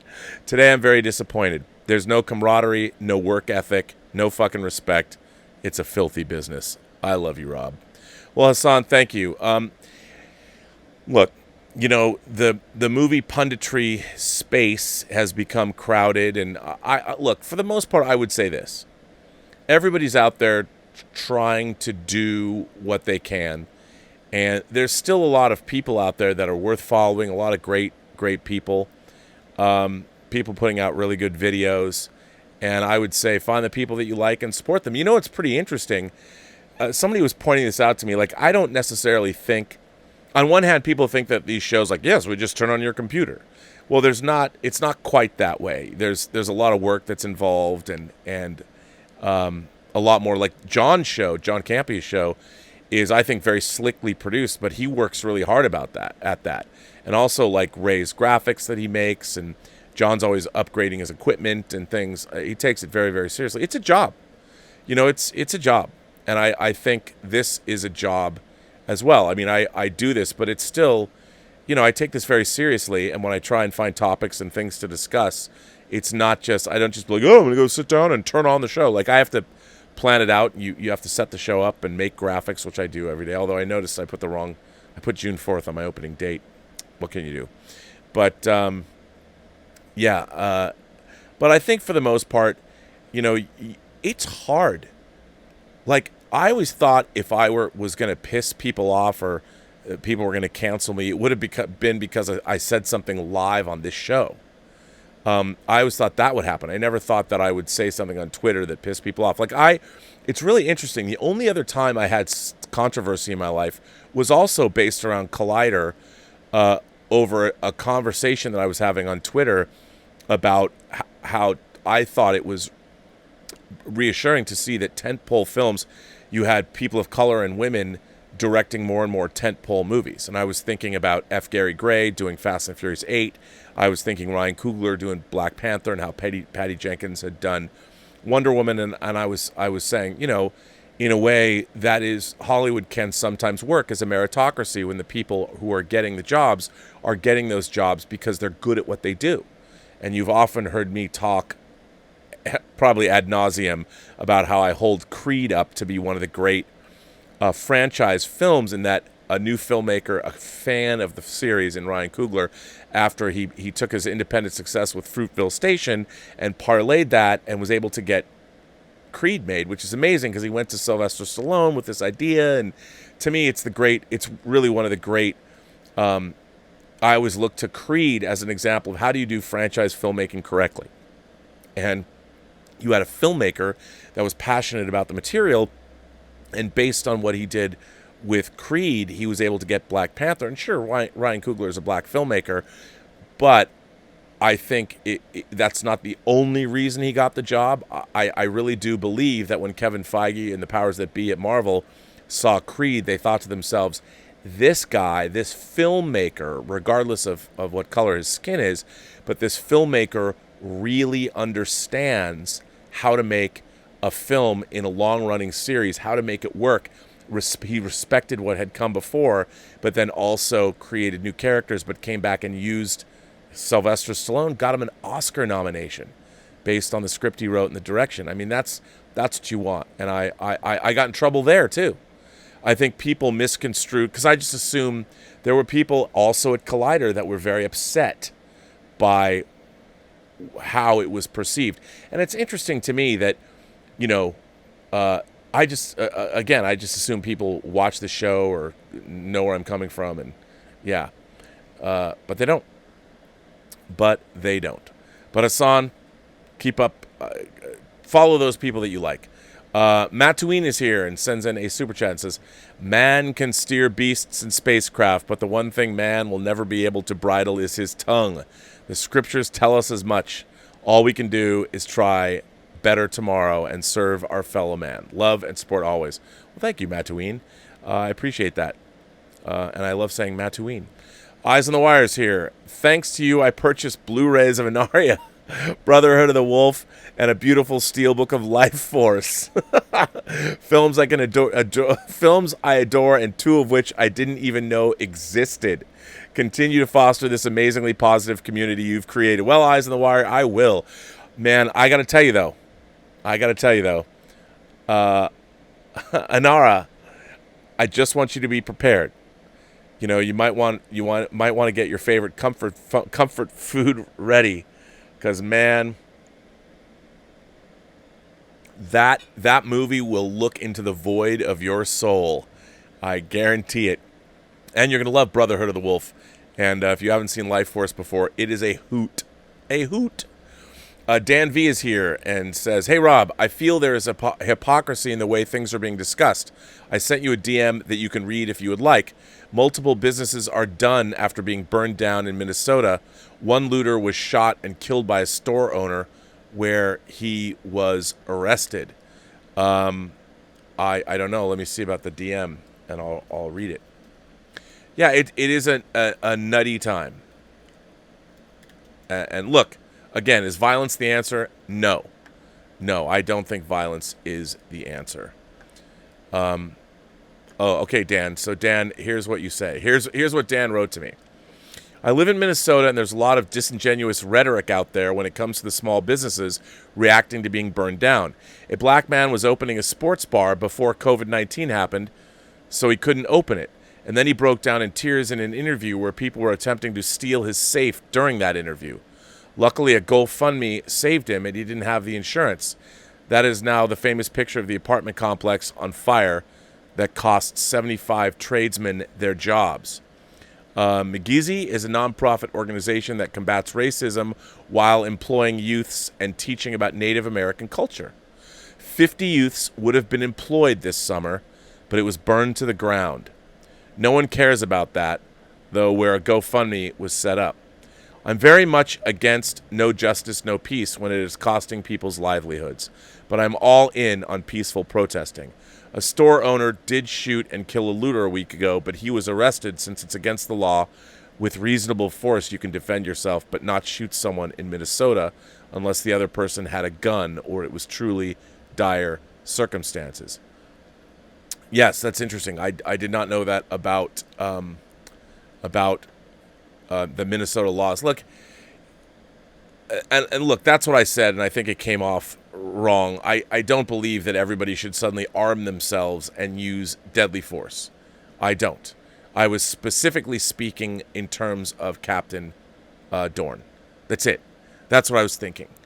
And I was just angry, thinking, man, somebody should have been there, and if someone was there, they could have, having deadly force as a deterrent stops people from doing things because they're worried about that deadly force. I mean, the whole point as many people think the Second Amendment, why you own a firearm is to be able to protect yourself. And I understand that. And I don't think everybody should suddenly arm up and be ready to use deadly force. That's what the police is for. I just wish at the time that a 77-year-old man had somebody able to protect him. And at the time I was thinking, and lay his killer out flat. Go for the headshot. That's what I was thinking. That's what I was mad about. It was about him specifically. And having worked on a program, a medical lecture series, and I know what kind of damage bullets can do to the human body, it's horrible. I mean, nobody should get shot. It's bad. But that's interesting what's going on there. Matthew Christie sends in a super chat and says, "Hey, Rob, you're a good man with a good heart. Always remember that. Love your show. Be cool, keep it real, work hard, and be good to your mother." I am good to my mother. That reminds me. Since you brought up my mother, you know what I realized? I haven't called my mom. And I know people actually ask me to do this, so I will. And by the way, my mom doesn't know anything about this. My mom doesn't even understand the social media space. I've tried to explain to her about this show over and over and over again, and she has a hard time fathoming this whole thing. I've told her 100 million times how to get into YouTube and watch this show. It's like trying to explain to my grandmother how to record a show from a different... Hi, Mom. Hi, honey. How's it going? I was outside. Well, I'm calling you. I'm live on my show, Mom, and I realized I hadn't talked to you this weekend. Oh. So you are live. Can you say hello to the Post-Geek Singularity? Hello to the Post-Singularity? The Post-Geek Singularity. Post-Geek Singularity. Okay, hi. Hello. So. Hello, Robert Meyer Burnett. Tell me what's going on. Oh, lots of things. But I was calling to find out what's going on up in Seattle, Mom. Can you give us a Seattle update? Well, it's very quiet because everybody is inside. Because of the virus, it's just life is just totally at a standstill. Unless you have to go to the store, you have to wear a mask.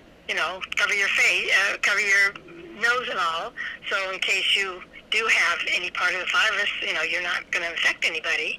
And most people are staying home. It's very quiet. Well, what about we saw in downtown Seattle, there was a lot of unrest, a lot of looting. Yeah, I've seen that on TV. I don't know anything about that. Right. But that's what's happening. Yeah, absolutely. Yeah. I don't think Bellevue has gotten to that point, but I think the square, a lot of the stores in the square are closed. Right. They've been, and vandalization and stuff was going on now. And you're pretty close to that. You're right. You're about, what, a mile or two away from there, Bellevue? Yeah, I'm about a mile away from the square, yeah. So, you can go to, like the grocery stores, and they let you in. They keep you, at a distance. You have to stay within, 6 feet away from everybody. So they have the lines. The lines when you check out are kind of lined up, and so people, aren't right next to each other. And I think people just are out if they have to go out, and if they don't, they're home. It's just what's going on here. Mom, let me ask you. You went to Berkeley. And yes, University of California, Berkeley. You went to Berkeley, which is, you went there before the 60s, but you saw unrest in the 60s with the civil rights movement in Vietnam, and there was a lot going on in the 1960s. Do you think the climate of the country now is similar to the way it was then, or is it better, or how do you feel about, do you think America has learned anything in the intervening 70 years, 60 years? I really can't answer that question. I wasn't involved in anything. When I went to Berkeley, things were okay. I went there in 1957. Wow, okay. And 57, 58, 59. Yeah. 60, so I was not there in the 60s. So I can't answer that question. All right. To be honest with you. Yeah. No, but, life is just, I don't think people have ever experienced what's going on now with this, the virus that's going on, and people are just, staying home or staying, only go out when they have to go out. And the stores have really accommodated people by making sure that people are not right next to each other, and everybody who works in the stores wears a mask, so they're not, going to be introduced to any virus if somebody does come in with it, and they're not going to give anybody any virus. So it's great. Like I say, Bunky and Bogey love it because their mama's home. Bunky and Bogey are your cats, for those who are listening. They're the kitty cats, absolutely. They love it. Well, Mom, Matthew Christie told me to be good to my mother, so on the live show, so I figured I'd give you a call and see how you were doing. Well, thank you. And how are you doing? Oh, I'm keeping on, you doing the work every day and keeping busy. Okay. Well, life is just, it's kind of, what can I say? It's like it's not, life is at a standstill in many respects because for people, just don't want to go out and get involved and, catch anything, and they're just staying home. And, I live in this village, and everybody's walking. A lot of people are doing their walking and that sort of thing, but the streets are not busy with cars unless they have to go out and do something. People are just kind of more of a staying at home, yeah. So anyway, but and it doesn't sound like it's going to be taken care of tomorrow or the next day. It's going to go on for a while, so it's pretty scary. So just have to kind of take care of yourself and make sure that you don't, get involved with anybody who is infected. Yeah. Right. So you're good, yeah, but that's what's going on. Well, but you're working, so that's okay. Yeah, well, listen, I'll let you go. I just want to call and say hello. Okay, love to you, and call me anytime and keep me up to date on what you're doing. That's very interesting. Yeah, absolutely. Okay. All right, Mom. Love you. Love you too. Bye-bye. Bye. That was my 81-year-old mother. She's been on the show before. So there you go. Thanks, Matthew, for reminding me of that. Chris Provoto sends in a super chat and says, just wanting to send my support to you, Rob. Never have I ever thought of you other than a noble-minded person with a clear perspective and hope towards all humanity. Even Yoda had a dark side to defeat. You are awesome, Rob. Well, thank you very much. Iggy Reyes sends in a super chat and says, I stayed blacked out yesterday. I just read it all. Yeah, it's crazy. Well, Iggy, I hope you're caught up and you're still here. Thank you for being here. Midnight's Edge is here, sends in a super chat and says, you owe no one an apology, most to those who demand it. Well, I appreciate you saying that, but I did, though. See, here's the thing. I think my sentiment, I'm not going to apologize for the horror that I felt watching 3 black men executed, straight up murdered, and I've seen on the internet. That's what all of this is all about, and Black Lives Matter. And as I've said on the show countless times before, the American black experience in this country has never been equal. There has never been a fair shake. There has always been, whether it's economic or social inequality, and that's been the case for 400 years, and it hasn't changed. And we've learned nothing. And the Ava DuVernay's documentary 13 talk about the prison system, the inequities there. It's unbelievable. The criminal justice system. As a matter of fact, Andrew Cuomo, in one of his briefings, he flat out said, I'm a prosecutor, and I can tell you right now that there is not any kind of there's so much inequity in the criminal justice system. Even he said it. And until this situation is fixed, I don't know if it ever will be, then this is going to go on and on and on and on. But I do think that this time, murder after murder after murder digitally captured to be played over and over and over and over again. Maybe if you think about it, one of the benefits of our modern social networking age is that these images don't go away. You cannot hide from them. And they're for everybody to see, the horror of it all. And hopefully that will lead to something better.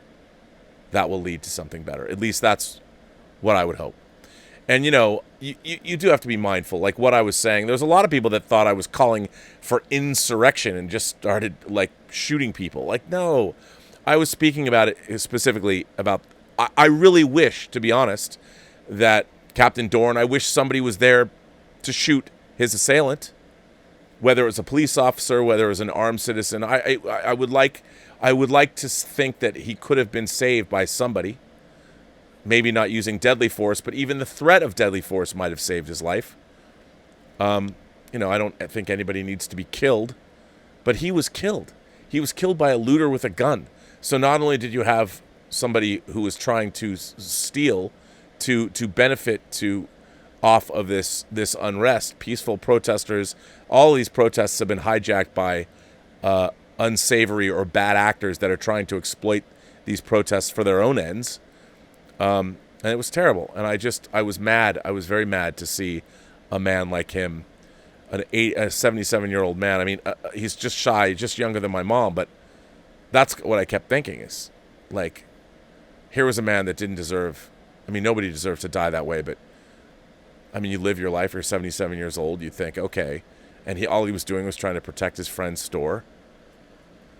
Really, the anger has not gone away.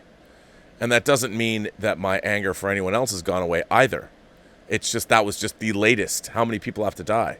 How many more? Iggy Reyes sends in a super chat and says, I accept the apology. We all say shit in anger. Do better.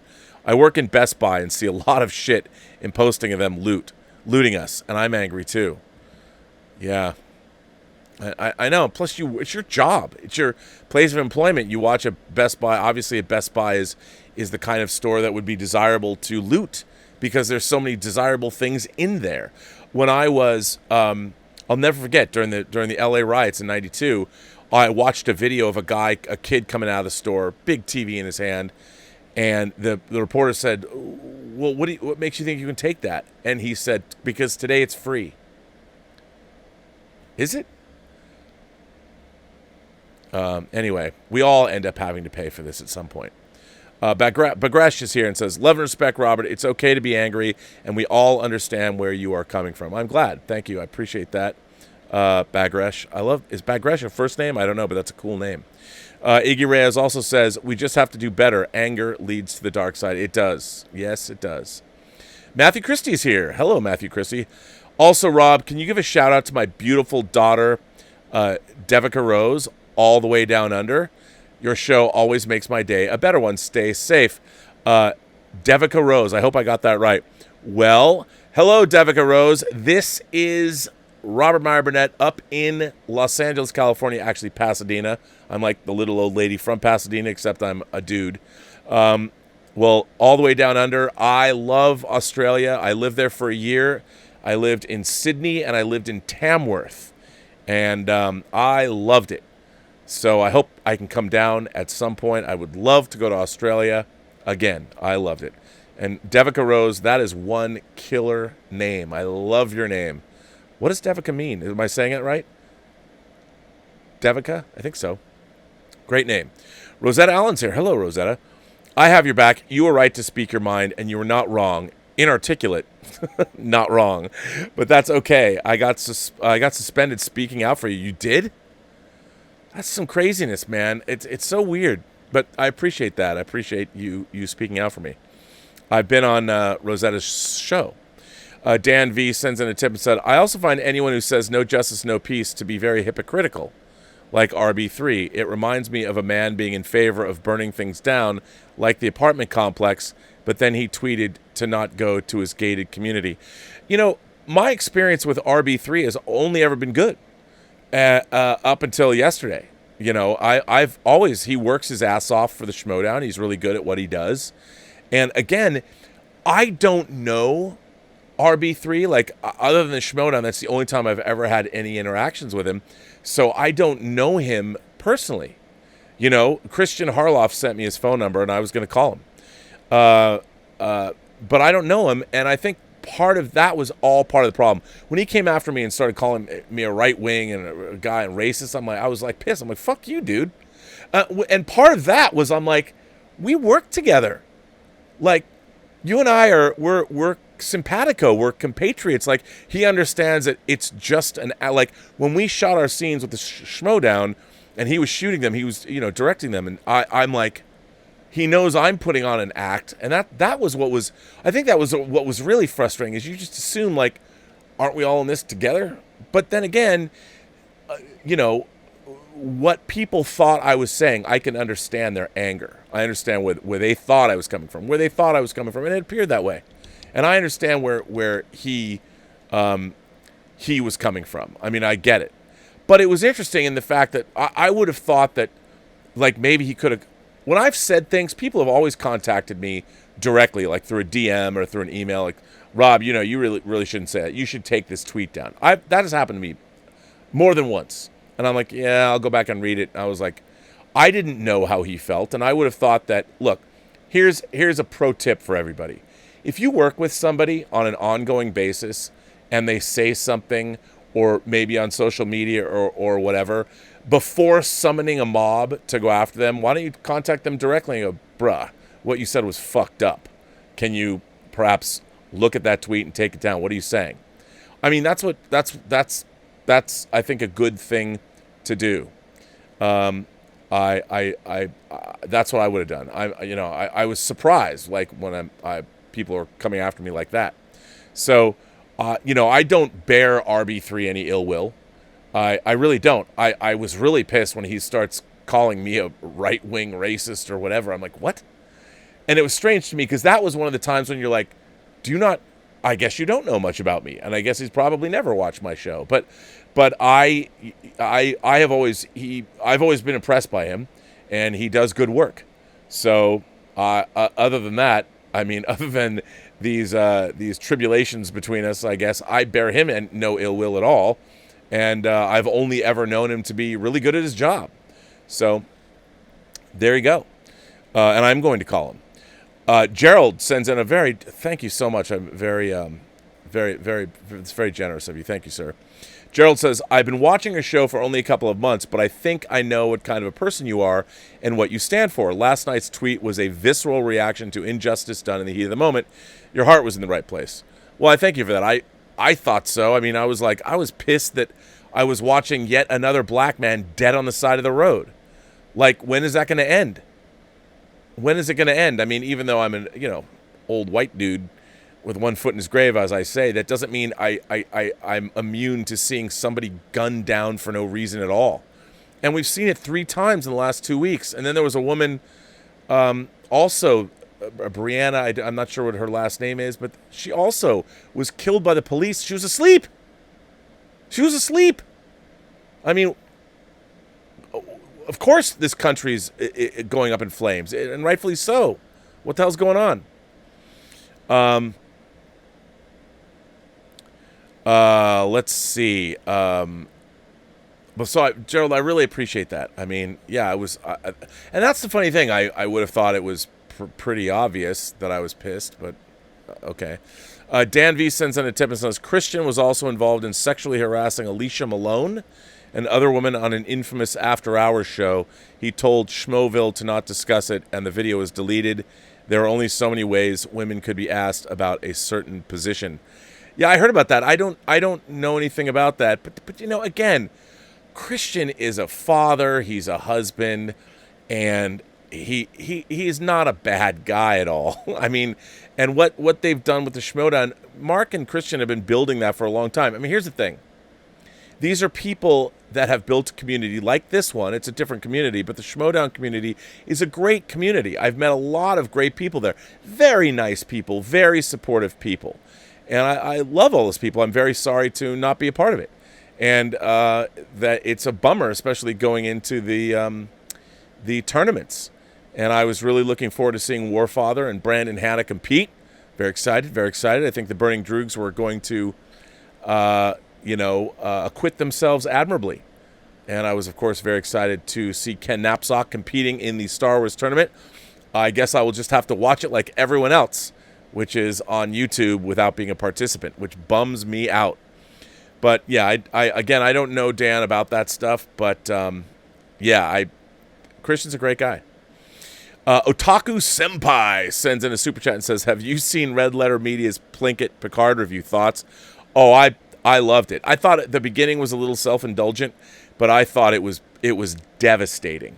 It was pretty devastating. And I'll tell you, man, I have to say, I got to give it up for everybody at Red Letter Media, because when Plinkett starts talking about "hit it, Johnny," you show what they do, and you know, you see the a montage of Star Trek, what Star Trek is, and you're getting into it, and you're being lulled into this sense of, oh my God, isn't Star Trek great? And then they cut to Star Trek Picard and all the murder and the death, and you're like, well, this is a graphic representation of everything that I've been thinking and saying since that show went on. I thought it was great. I really liked it a lot. I thought, just as I said at the beginning, was a little self-indulgent, but it was really, really good. Look, I discovered Plinkett, those reviews, Red Letter Media's reviews, with Generations. When their Generations review, it was the first thing I saw. I want to say it was like 10 years ago. Man, I thought it was so spot on, and I've been fans of theirs ever since. And then, of course, their glorious takedowns of the prequel trilogy are epic. And I really think they do a great job of breaking down. I mean, Mike is such a Star Wars and Star Trek fan, and he knows his stuff. So when you're watching his videos, there is an authenticity about those videos where, you know, it's coming from a place of real knowledge. And terrific. Terrific. Max World Entertainment says, nothing to apologize for. Hashtag we stand with Rob. Well, here's the thing. I really appreciate all this outpouring of support. But look, I appreciate that you're all here and you're all standing here, and the community is still vibrant, and we're all together. But remember, I did fuck up. You know, it was my fuck up, and it was a stupid and a very insensitive thing, especially with how it was coming off. And it's just, my only advice is take a breather. You know, a lot of people have said, you know, but they're right. You take a breather, you sit down, and you're like, I'm just so used to tweeting stuff off the cuff. Also, my sense of humor, I can be darkly sardonic as well. Black humor, not black as in black people. I mean black humor, like Dr. Strangelove. That I am a fan of, although I'm a fan of black humor too, let's face it. I mean, I grew up listening to Richard Pryor and Red Fox, but I mean, in terms of black humor, I like that. So sometimes my sardonic sense of humor gets the best of me, and there was also a little bit of that. It was inappropriate all the way around. So I appreciate that. Rob Korzak sends in a super chat and says, "You're too hard on yourself. You're human." Well, I appreciate that. Rosetta Allen sends in a super chat and says, "These riots took my neighbor, an innocent black man." Really? One of your neighbors was killed? I'm sorry to hear that, Rosetta. That's terrible. But that's what I mean. I mean, it's like, look, when you're standing up for something and the very people that you're supposed to be standing up for are losing their lives, you have to ask yourself, you know, it's not like we're fighting a foreign force. We're all supposed to be fighting for the same thing, which is to make this country better, to see that justice is served for a man who, remember, this all of these riots started because a man was straight up murdered by a police officer in full view of onlookers who were begging. He himself was begging. And we talked about that on the show. How I was like, this is was one of the most horrific things I've ever seen in my life. I mean, now we're now desensitized to watching snuff videos on YouTube. It was insane. So, yeah, not good. I'm sorry to hear that. Echo Base is here. We stand with you, and in our mind, you had nothing to apologize for. I stand with R&B, you brother, and never apologize for standing up for what is right. You have every reason to be angry. Hashtag F cancel culture. Look, you know, there's no shame in apologizing for something when you fucked up. And look, I work in Hollywood, and in Hollywood, you can't, when you fuck up, you have to own it right away and just, like, I fucked up, because it doesn't matter what your intentions are. You fucked up, you got to get past it. You got to fix the problem and move forward. So that's where I was coming from. I fucked up. You know, what I said was insensitive. Even though my heart might have been in the right place and all of that, I still said what I said, and it came off badly. And it was bad. It looked bad even to me. But, you know, obviously, the thing, it was very interesting to see what people were saying about me after this. especially people that I'd work with. I'm like, when have I ever done something bad to you guys? When have I ever done something that that I didn't own or anything like that? That was very strange. Kevin sent in a super chat and says, R&B for life. Thank you so much. I appreciate that. Garen Gillum is here. Hello, sir. There is a sub-genre of sci-fi that I call mobile infantry sci-fi. The canon includes Starship Troopers, The Forever War, and Armor, which I have right over here, with an honorable mention to John Scalzi's Old Man's War. What is the best version of this genre on film? I say Edge of Tomorrow. Ooh. That is a... You know what? I think you might be right about that. I'm a big fan of future war stories, and I think mobile infantry sci-fi, the canon... Yeah, there's Starship Troopers, The Forever War, and Armor. Those are great. John Stakely's Armor and Old Man's War. You know what? Edge of Tomorrow... Starship Troopers obviously is different than Heinlein's book, but I really love Starship Troopers. I really do. And the only way... I mean, I love Verhoeven. I love Starship Troopers. The only reason I would be tempted to maybe give it more of an edge is because you get to see much more of the universe that it inhabits. Whereas Edge of Tomorrow, by the way, I love Edge of Tomorrow, Live, Die, Repeat. I mean, the movie's either called Edge of Tomorrow. I have the Japanese steelbook, so the title is All You Need Is Kill, which is the title of the manga. So I love that movie. So I think you might be right about that. I mean, I would vacillate. I'd go back and forth between the two. Yeah. Both of them. I mean, hell, why not watch a great double feature? Watch Starship Troopers and watch Edge of Tomorrow. Man, I love that movie. Stephen Foley sends in a super chat. Thank you, sir. But Rob, in a time where the world is burning, if you make a mistake or get pissed off, it shouldn't end your career or get canceled. I know this is not what Harloff did, but it's okay to get mad sometimes. Yes, I agree with you. But if you're going to get mad in a public square, on a public forum, which is what Twitter is, you have to suffer the slings and arrows and repercussions of your actions. But I do appreciate the fact that you say that. Because look, I mean, I immediately was like, I fucked up. People were saying, and a lot of people came after me and like, Rob, what are you saying? This isn't you. And it did take a little cajoling, and I'm like, was it fucked up?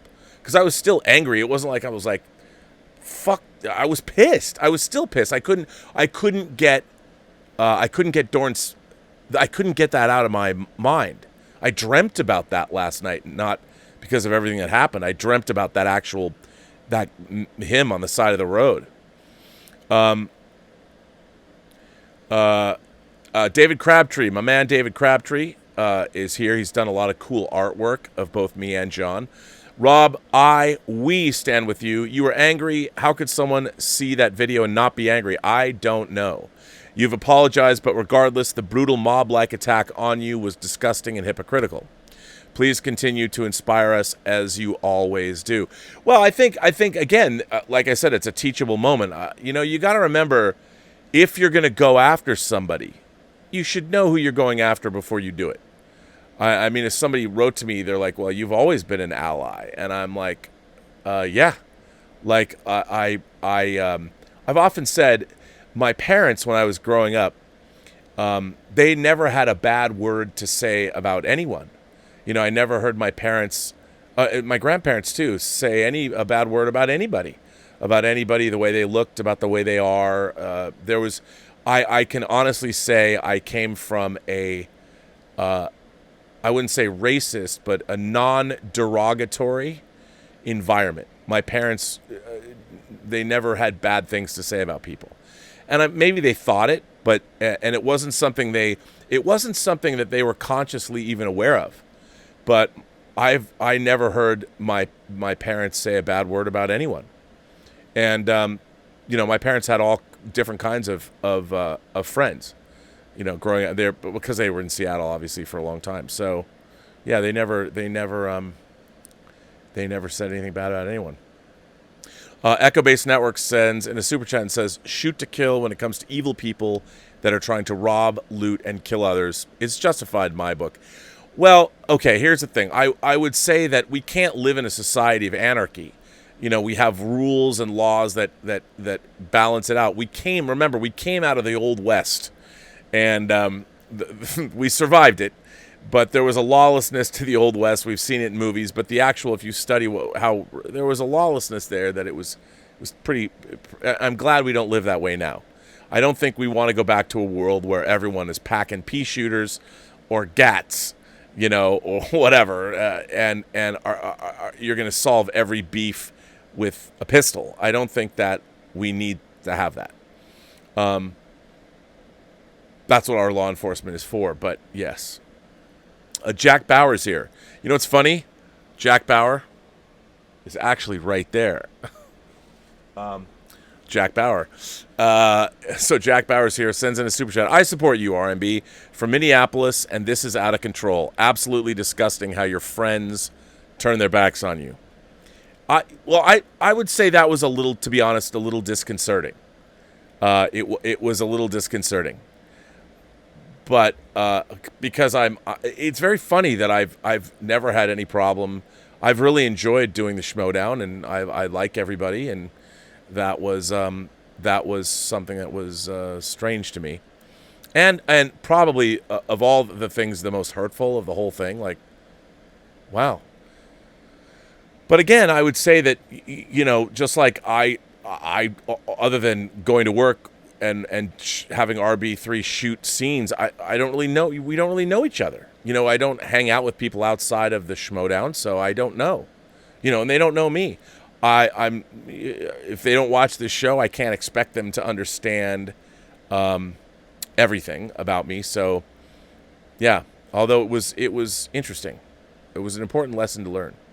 Chuck Philpott is here. Oh, Chuck, man, he sends me a super chat. Thanks, dude. That's I don't know what to say. Thank you so much for that. But I feel I should answer a question for you. But that's very, very kind of you. Very generous. Thank you so much. Dan V is here. He sends in a tip and says, again, I lean left, but the left, for whatever reason, likes to cancel people. Colin Moriarty, who is libertarian and the only famous voice on that side of the aisle in gaming, said a very tame joke on International Women's Day, with it being quiet. Wait, where are you? He was ostracized for that joke and resigned from the company where his best friend, along with his coworkers, abandoned him. They said much worse jokes on camera, but they weren't tweeted, so no one cared. It's embarrassing and greatly concerning as it goes on. Oh, I agree with you. I have often said that someone who is ever going to come for me, they're going to be people on my side of the aisle. They're the ones that are going to come for me, and sure enough. And what's strange, what I really find strange, too, about the whole thing is, and these are, again, you have to learn to be mindful. Like, I've tweeted 100,000 times, and that somebody goes after one tweet and they get mad. I mean, yeah, it was a good one to go after.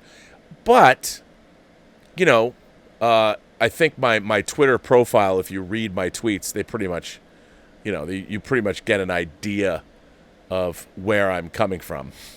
And, of course, you can watch 432 episodes of ROBSERVATIONs if you want to be brought up to speed. As somebody said, Rob, they're going to go through all 432 episodes of your show and find ways to cancel you further. I'm like, well, I wish them the best. Hang on a second. Air Gaming sends in a super chat and says, we got your back, Rob. Much respect from Portugal. Feel free to come visit anytime. You're the second person. Of course, Claude, who watches this show, and his wife, Candida. Candida is from Portugal. And I want to go to Portugal. I've always wanted to go to Portugal. I've been to Spain, 5 times? And I would love to go to Portugal. I never got over there, but I really would love to go. John Suntress is here from the Word Balloon Podcast. If you have not heard the Word Balloon Podcast, you need to hear the Word Balloon Podcast. John Suntress's pop culture podcast is one of the best. Word Balloon says, all the best, dude. We need the nerd speak you do. Well, I appreciate that. As long as people are listening, I will continue to do the nerd speak, sir. I will continue to do the nerd speak. Anonymous is here. Anonymous says, Rob, glad to have you back on the bridge where you belong. When all this clears, you will emerge changed for the better, your convictions strengthened by facing the difficult contradictions, internal and external, that our times lay bare. Take courage. Oh, I like that, Anonymous. Thank you. I very much appreciate that. Dan V is here. Oh, I already read that. That was part of you. That was your second one. Hapkido Lock says, Twitter BS aside, is there any way in which I can selfishly use this to get you to critically reevaluate Hickman-era X-Men? It blows. Oh, man. Come on, man. I love Hickman-era X-Men. Now, okay. I understand. For those of you who don't know, the House of X, Power of X storyline, what Jonathan Hickman has done with the X-Men has fundamentally changed them to an incredible degree. There's a lot of, let's call it, you think my tweet's controversial. What he did with the X-Men, hang on, put this down. What he did with the X-Men is incredibly controversial. And I completely understand it. As a longtime X-Men fan, I totally get where you're coming from. Because it's extreme. What I really like about it is I love the X-Men. To me, the X-Men are like Star Trek. I love the X-Men. I've been reading them for, 40 years? But to me, the X-Men define moribund. I mean, it was a comic franchise that was so... What I loved about what Hickman did was he brought in all of these crazy, heady sci-fi concepts. It was, I mean, not quite, but it was kind of like when Grant Morrison was doing Cassandra Nova when he did New X-Men, and I dug that too. You know, I just thought it was something new, and I really liked it. I really liked what he did. Now, I have not followed it going forward, only a little bit. But I need to follow it. But I will critically evaluate Hickman's X-Men when I read. I got to get the books. I got omnibuses of the books that follow. I can't wait. Nate sends in a tip and says, "Hey R&B from Chicago, I support you." Well, Nate, you are the man. Thank you for that. Again, I love Chicago. It's my kind of town, and that's where William Buck Rogers is. Of course, so you got to love that. Martini McFly sent you it. Wow, dude. Thank you. Wow. That's, well, first of all, you had me at Martini, but McFly, wow. That's very, very, very kind of you. Thank you so much. Martini McFly sends, I haven't watched much of your Trek-hating self lately, but you're nothing but authentic. We've all said and posted super shit in the heat of emotion. Most don't have the public profile to magnify it. You owned it and didn't run from it. Move on and hold your head high. Well, Martini McFly, thank you so much. And that's, I always try and do that. Look, I'm not, I fucked up in my life. So, I have no problem sitting down and be, yeah. So Mark says, Mark C is back. But Martini, thank you very, very much. Thank you so much. Mark C says, do you think with the knowledge that studios still need theaters that AMC could become the next United Artists Theaters? That's interesting. It could. Look, the movie studios are not going to allow, I just don't believe that they're going to allow something like this to happen. And again, we have to find out that Russell Crowe movie is supposed to open, Unhinged? Which is what I felt yesterday, opens, I think, July 1st or something like that. So we'll see where we're going to wind up. I mean, it's crazy. I don't know, but that's interesting. And again, the United Arts, the UA 150, one of my favorite theater in all the world, blown up. But maybe, I mean, we'll see what happens. I tend to think that if I was a betting man, I would say it would be Amazon that would step in, assume that debt, pay it off, and keep the infrastructure and keep the people running. Remember, AMC, if it goes bankrupt, is not going bankrupt because of mismanagement or anything. They did everything right. AMC A-list renovating those theaters, partnering up with Dolby. They did everything right. And it just COVID hit and destroyed the business. So I would love to see them survive this.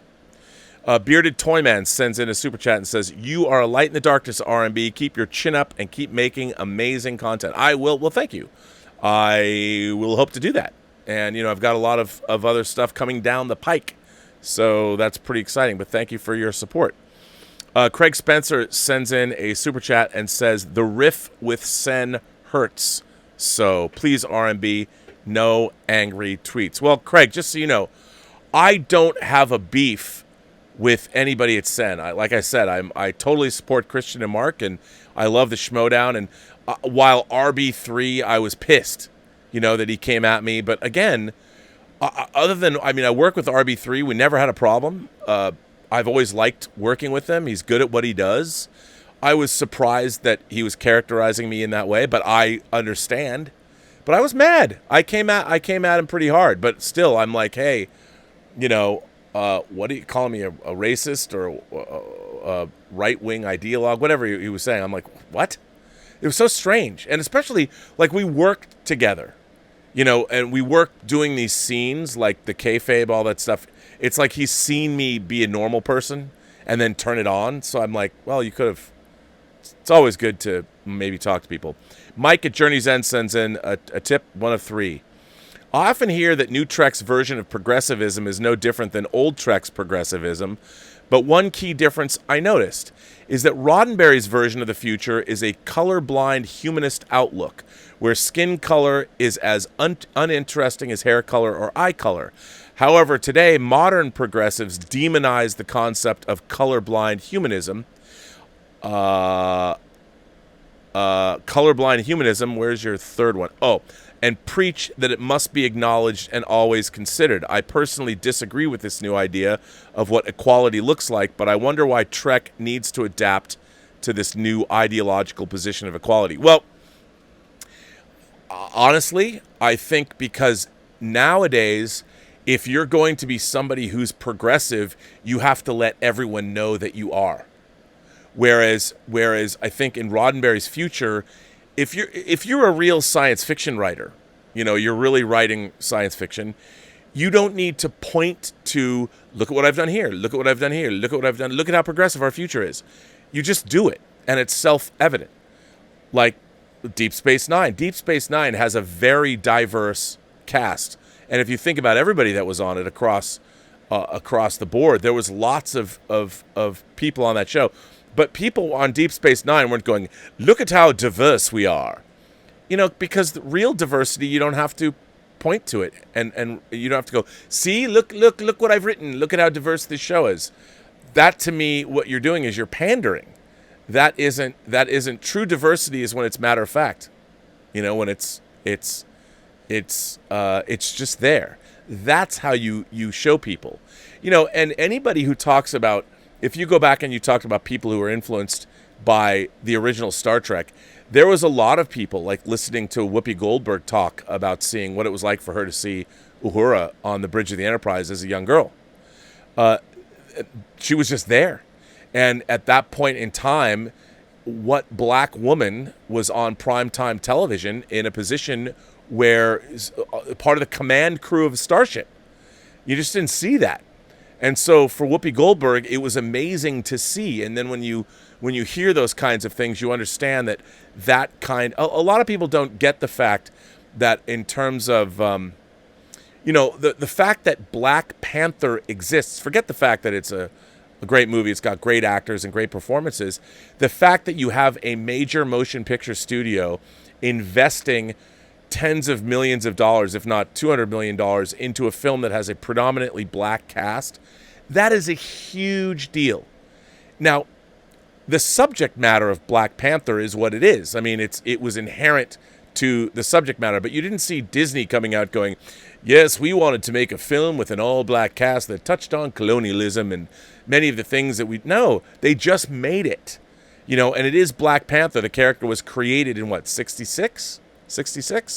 So they were true to the character's roots, and the fact that Wakanda is an African nation and all that, But imagine if you're a kid growing up who never had that before. You'd never been able to see somebody if you're black, and not just in America, around the world even, and you've never seen that kind of representation before. Think about what that means. If I were a black father, and I was able to take my, say, 6-year-old or 8-year-old son or daughter to see Black Panther, what a gift that would be. What an amazing thing. And it's just that you think that's lost. You don't have to come out. You don't have to come out and tell people that, see how diverse we are. You don't have to do that. It's self-evident. They'll get it. And it bums me out that that's where Star Trek is. Dirty Nerdy is here. I'm disappointed in you, Rob. You had the right to be angry at what you saw, so why are you backtracking now and apologizing for having an opinion? This poor man died, and you're worried about being tarnished by the Twitter mob. Stand by your convictions. Listen, man, I am standing by my convictions. But as somebody who is a relatively, I'm in the public, I'm mouthing off, I need to be mindful of how what I say is perceived by others. And not because I don't want to be able to say whatever the hell I want to be able to say. It's not that. It's that it was also being misconstrued. And I was not advocating, let's all pick up arms and start killing each other. I was not, that's not what I meant. My thinking where it was coming from was all of the talk about the Second Amendment. We need guns because I want to be able to protect my family and from wherever. And I was just angry that I didn't actually make that leap. But that's what I was thinking in terms of what I was tweeting. I was going to say, everyone's taught, and here was one instance where deadly force could have been used spot on to save a man's life. Now, would that have been necessarily the best thing to do? Probably not. But look, if you're in the public space, you can't just, you have to be responsible as well. It's the same reason that you don't go into a crowded room or a crowded movie theater and yell fire. When you're dealing with the public space, you have to be mindful of the fact that you are in a public arena. You have to make sure that the body politic is also considered. Felix Leiter's here and says, "Hey Rob, I wanted to send my support. I've been following you in Campia for several months now, and you're both upstanding guys. Don't give in to the negativity. As Joe Dirt once said, keep on keeping on. P.S. Have a few martinis, shaken or stirred." Well, I will do that, Felix. And I really miss you. I hope we can see No Time to Die soon. I know we have to wait till November, but I'm looking forward to it. But thank you. Mark Hansen sends in a tip and says, "I just want to support you, Rob. If we were all judged by the things we've said at our worst, we'd all be damned. I look forward to seeing you back on John's show as well." Well, thank you. Hopefully I can be there. Jake D sent in a super chat and says, "I wish I could give more R&B. I can't even begin to tell you what this outpouring of support, both literal and figurative and all of these things. It's amazing. You don't have to send me anything. Just being here and being part of this community it's amazing. I wish I could give more R&B. I respect you and your content. The way you were thrown under the bus by your allies is despicable. Love from the fandom menace, brother." Yeah, isn't that strange that the people from the fandom menace, it's not just people from the fandom menace, but the fandom menace, look, have I always agreed with a lot of what everybody from the fandom menace, the way they say things? No. However, at the end of the day, I've said a lot of times that there's a lot of people, the fandom menace really was begun because we want great content. And I think that's as fans, we forget that, and that everybody want to see good movies. They want, most of all, the content that they've loved, and we're all that way. We all have to remember that we're all in that space. We all want great content. And if you want to, there are things that I don't necessarily disagree with. Now, all of these stories, the franchises that we like, have become they're run by corporations. And corporations, by definition, there's nothing in the corporate structure that is looking out for good storytelling. They're looking at these things like commodities they don't know how to make that leap. Like, how do you go from having a franchise to having a franchise that is good and is well done, and they're making decisions based on spreadsheets and things like that. So a lot of, I think, what the Fandom Menace does as well is sort of rail against corporate-owned sponsorship of these things, because ultimately the goal of a corporation is not necessarily to do good storytelling. They just think it's Star Wars, so it'll sell. But the reason Star Wars sold is because it was magical. It was magical. And a corporation can't, by definition, make magic, or at least the magic that is the storytelling that Star Wars represents.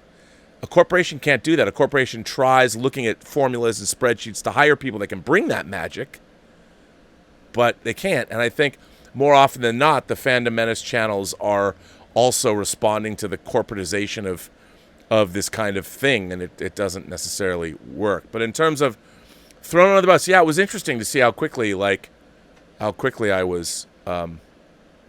It was strange to me. It was like, wow, really? I mean, you think, hey, come watch my show, anyone? Come on in and join us here. Mark C. sends in yet another super chat and says, despite platform issues, could Quibi have done better if it embraced and promoted itself as cliffhanger serial content running 10 minutes long? That's a really interesting idea.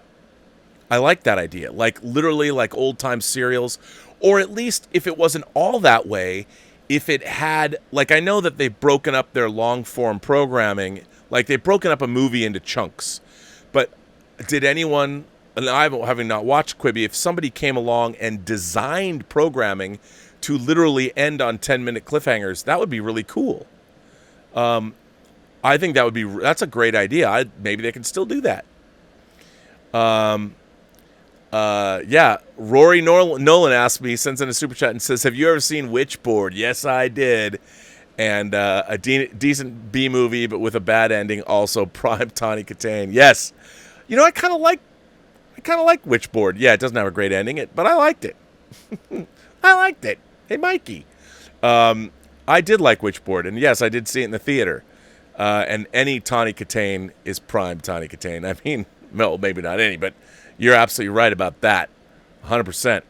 That reminds me, let's see. Let's see when it came out. There is a movie. Now, another, what I would say is the primest of all prime Tawny Katane movies, and I want to get the actual date here. The Perils of Gwendolyn in the Land of the Yik-Yak. Yes, ladies and gentlemen, that is a real title. It came out on February 8th, 1984, and it was directed by the man, Just Jakin, who directed the Emmanuelle movies, the originals with Sylvia Crystal. If you haven't seen In the Land of the Yik-Yak, I guess the original title is just Gwendolyn. It's a French action comedy. Starring Connie Katane and Brett Huff. The film is loosely based on the bondage-themed comics of Willie and on the character of Sweet Gwendolyn. So there you go. Peak Tawny Katane is good Tawny Katane. But if you wanna watch it, you got to see in the Perils of Gwendolyn in the Land of the Yik-Yak. Jason Bueno sends in a super chat and says, have a better day, Rob. Well, thank you, Jason. Ashley sends in a tip and says, hi, Rob. I was watching a movie the other day, and it felt like it would be right up your alley. The movie was Hell Comes to Frogtown, starring the legendary Rowdy Roddy Piper. What are your thoughts on this classic B-movie? I loved Hell Comes to Frogtown. You know, and that's exactly right, Ashley. It is a classic B-movie. And Hell Comes to Frogtown, I think it predates They Live. They Live is 2008. 1988, 2008. Hang on. I think it predates it. Let me see. Well, I guess it's the same year. Hell Comes to Frogtown came out in January of 1988. And I love it.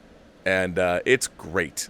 I mean, it's great for what it is. So, yes, I'm a fan. I am a fan. And by the way, thank you for bringing it up. Hell Comes to Frogtown. Denmar95 sends in a super chat and says, hey, Robert, you You have my full support. Clark Wolf lies. You harassed her years ago because you had a different opinion than she did. Oh, well, no. Let me clarify that. Back in the early days of Twitter, early days of Collider, I did not know Clark Wolf when I was on Heroes. When I first started out on Heroes, I was meeting everybody at Collider, and somehow Clark and I were going back and forth on something on Twitter, and I used a phrase, and my phrase is "easy cheetah," and I used to say that all the time to boys and girls. Like if somebody would get mad and they're about to, tear you apart, I would always be like, "Whoa, easy cheetah," and it was meant as a term of affection and fun. Well, Clark didn't know me and I didn't know Clark. I didn't know Clark's past history either. She'd had to deal with some stalking issues and things like that. And I used that phrase, like she was mad about something. I don't even remember what it was, but she was angry about something I said. And I was like, easy cheetah. And she took that to mean something that I was some kind of an attack on femininity or her, which it wasn't at all. But, she didn't know me. She didn't know I've been saying that for years. And and it's funny because I don't use that term very much since that happened. So that's what occurred. Now, I didn't know anything about Clark's past, and she'd had some real issues with online stalking and things like that. And I didn't know anything about that. I didn't know her. And I went in. I think it was John Campea himself. When I went into Heroes that week, I went in. John said I'd like to come, and this is John Campea, again, stand-up guy. John takes me into his office and he says, "Listen, man, Clark Wolf is very upset," and I was like, "Oh, I had no clue." And so I went out and I apologized profusely to her. I didn't know anything about what had happened or anything like that in her past. I didn't know anything about it. And that was, I felt terrible. I'm like, oh my God. But I did apologize to her. And, ever since then, it's been things are cool, very cool between us. Like, she's not like, "Oh, hey, Rob, good to see you." But I've always liked her. I mean, I've appreciated everything that she's done. And obviously she was a big horror fan. She's a huge horror fan. And she knows her stuff. And I've really appreciated her in the Schmodown and all that. So other than that, I've never had a problem with Clark Wolf. It was surprising to see her saying that I was trash and a misogynist yesterday. That was, to me, it was I was shocked by that, especially because again, when that incident happened, this is like 4 years ago, and I didn't know anything about her history or about her. But I've always respected her. I was really taken aback by that. Misogyny. I'm like, me? I'm trash. But that was what was really interesting. But I have to say that I haven't really gotten to know anyone at the Schmodown. Like, you come and you do your work. There's fans of the Schmodown, like PJ Campbell and Chris Clark and other people that I've gotten to know. But there's the people that I actually work with at the Schmodown, they don't really know me. We don't hang out. So, and I'm sure they don't watch my channel. Or, as I said, there were people there was two people actually that had no idea I worked on movies. The most recent was like Roxy Stryer. She was like, "What? Really? You're a producer on Cody Banks?"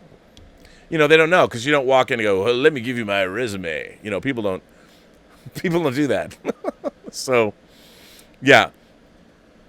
But I wouldn't say that I harass Clark Wolf. I used the term "easy cheetah" on Twitter. That was it. So, why would I harass her?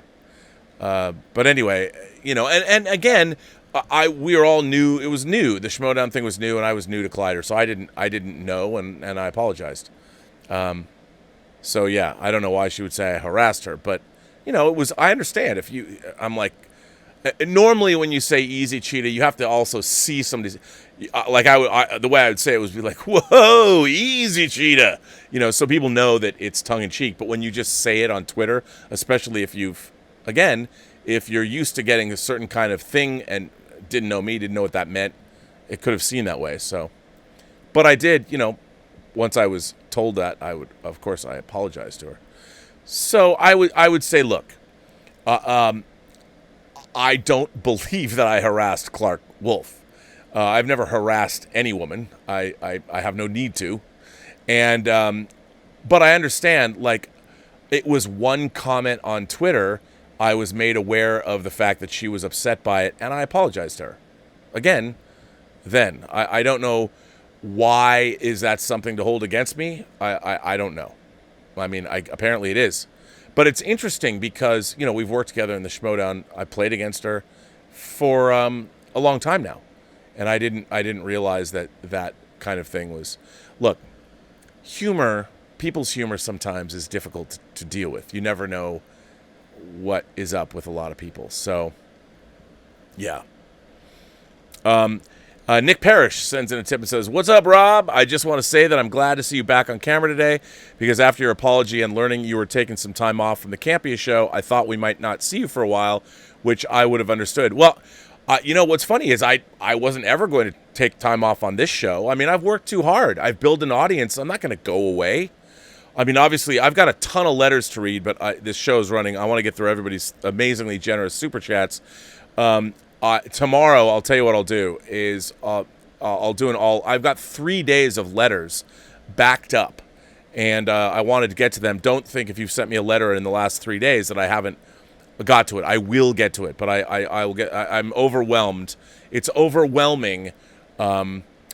What you guys have done. I mean, it's just unbelievable. Amazing. Max World Entertainment sends in a tip. "Hey there, Rob. It's Trey. Hey, Trey. What's up? Just want to let you know we stand with R&B. I still look forward to being on your show if you want me. I hope I'm not too radioactive." Star Wars Rock says, "Hi, Rob. Is Robin Armstrong from the UK? Because I'm just wondering." Oh, no, he is not. Robin Armstrong is from here. He used to live in the Valley. Robin Armstrong is a director. Nick Parrish. He's a director I work with. He directed the movie Pastime. Nick Parrish says, "What's up, Rob? Just want to say that I'm glad to see you back on camera today because after your apology and learning you were taking some time off from the Campy show, I thought we might not see you for a while, which I would have understood. Just want to let you know I'm still rolling with you, man, because I know that like most people, you just let your anger get the best of you, and we're not proud of it in retrospect. It's okay. The Post-Geek Singularity is in the building and with you." I very much appreciate that, Nick.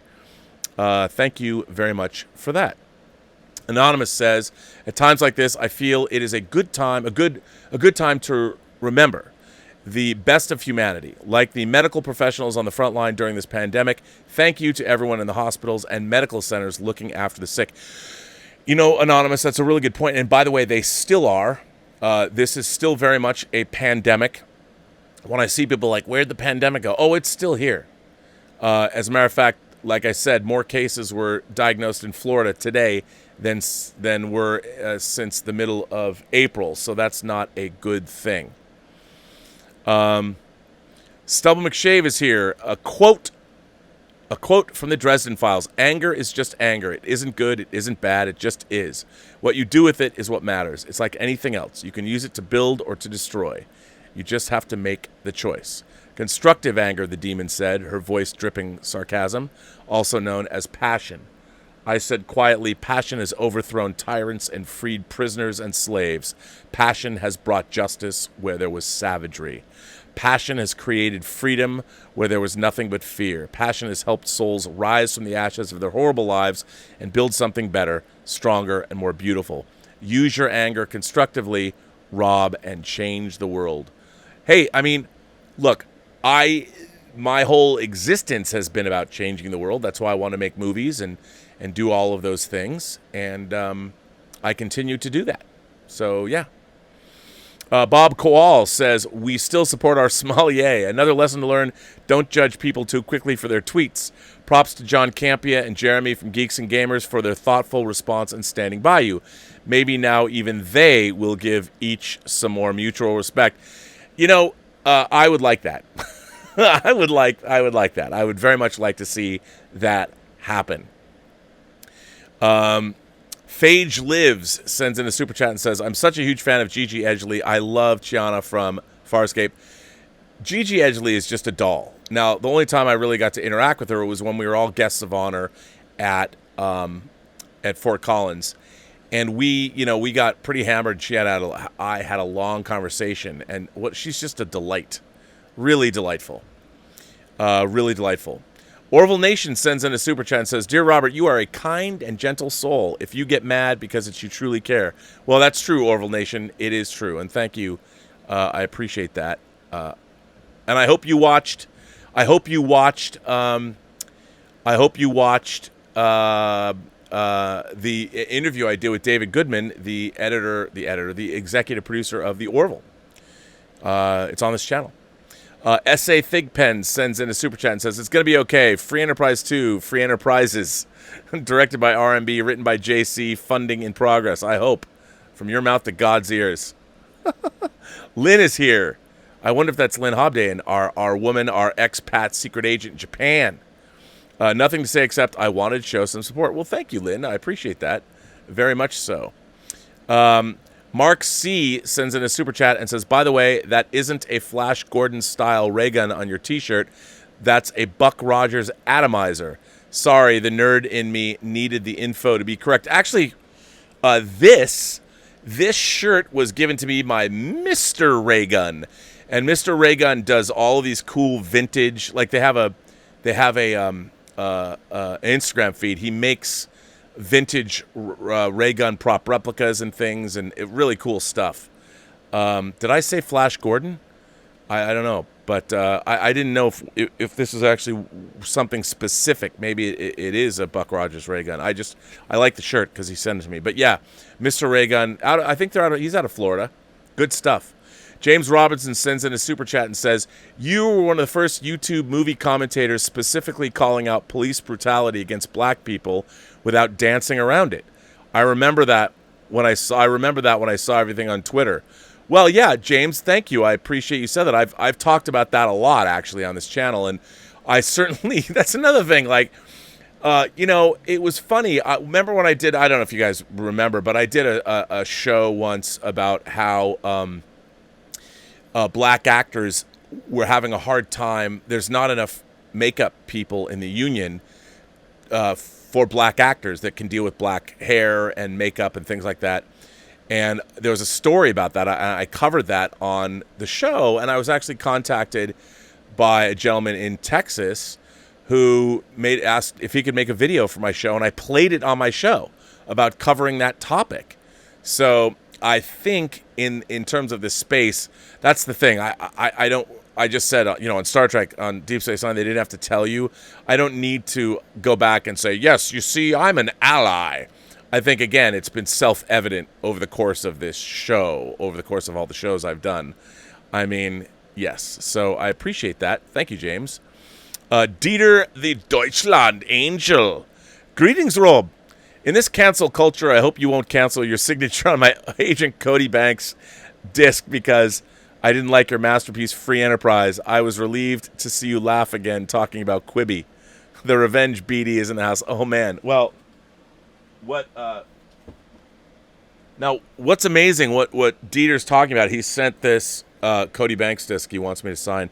The reason I haven't signed it yet is because I want to get the right kind of pen to do it. And this is amazing, and it's got, a book in here in German. Now, obviously, I can't read German, but having been a producer on this movie, I didn't know this existed. So I actually had Dieter get me one that has a different cover than was ever available in the United States. So, yeah, it's pretty cool. So Dieter is he's been acquiring things for me that I haven't been able to acquire here. Writer BL Alley is here. Rob, at times I've been a total prick toward you as a result of misinterpreting certain reactions by you while I was experiencing depression and frustration, yet you have remained gracious and accepting of me. You deserve the same consideration from us. Well, BL, I very much appreciate that. Yeah, and I have to say, BL and I have been going back and forth on Twitter a lot, and I like what he has to say. And yeah, I have always believed that eventually what you have, you will win out eventually. And like when people see enough of you and understand where you're coming from, they will. And I appreciate you saying that. So yeah. Nerdy by Nature sends in a super chat and says, "You're my boy, Rob. Love you, brother. I'm with you to the end of the line." That's very Tron-esque. Well, thank you, Nerdy by Nature. I appreciate that. I wonder if you're nerdy by nature, what would be, are you down with OPP? Like, what would be the nerdy version of that? Did Weird Al Yankovic do a cover of that? I'm not sure. Hey, Mukbang is here. General support for the channel. Have a better week. Well, Mukbang, how are you doing? James Robinson sends in a super chat and says, David Dorne died in the streets alone, just like George Floyd. People need to say both of their names. I totally agree. And although I would have to say that George Floyd was not alone, George Floyd was with 4 men that knew better, that should have saved him. There were 4 men around that man who at any moment when he was crying out for help or when the bystanders were crying out for help, they could have chose a different course of action, and George Floyd would still be here today. And David Dorne was alone. But you're absolutely right, James. I understand what you're saying, and it's just, yeah. Senor Ashish says, and thank you for that, Twitter is a real-time social media platform that can be used to vent our real-time state of mind. It's why I love and hate Twitter. We should never relegate the nuances and complexities of our emotions or of others to 280 characters in a tweet. I love you, Rob. Well, Senor Ashish, I agree, but you still have to be mindful of what you say. A BCD sends in a super chat and says, "Hey, I'm sorry about everything that happened, but this really shows who your true friends are. RB3 is a douche for escalating this far, but instead of a dialogue, they just canceled you. Good luck." Well, I mean, to be fair, I am an old white dude.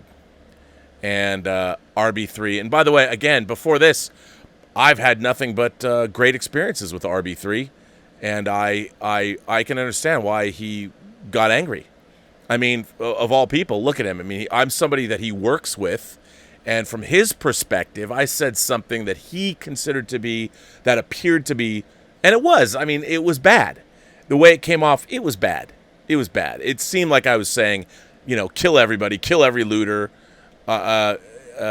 It's funny because to me, I was mostly just thinking about that particular instance. I was thinking about Captain Dorne. That's what I was thinking about. I wasn't thinking about like every person, but it came off that way, and that would not be good.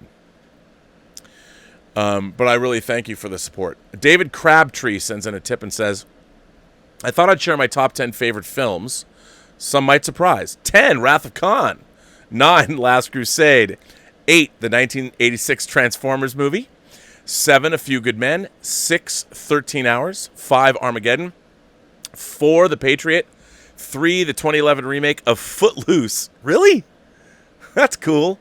Number 2, Warrior. I love Warrior. And number 1, Dazed and Confused. Man, I love Dazed and Confused. I've got that on Blu-ray, of course. Dazed and Confused is so good. That's a good list, David. That's quite eclectic. Koba is here, our favorite simian. Koba says, "All these riots and people burning stuff, I want to shout out to all the firefighters out there trying to tackle the blazes people left behind. They should not have to deal with that crap." I mean, remember that when every looter or rioter that starts a fire, like a building comes down, not only have you destroyed the livelihood of the people that were building that building, not only low-income housing even, and the people that were going to live there, but you're putting people at harm's way. And that's something else.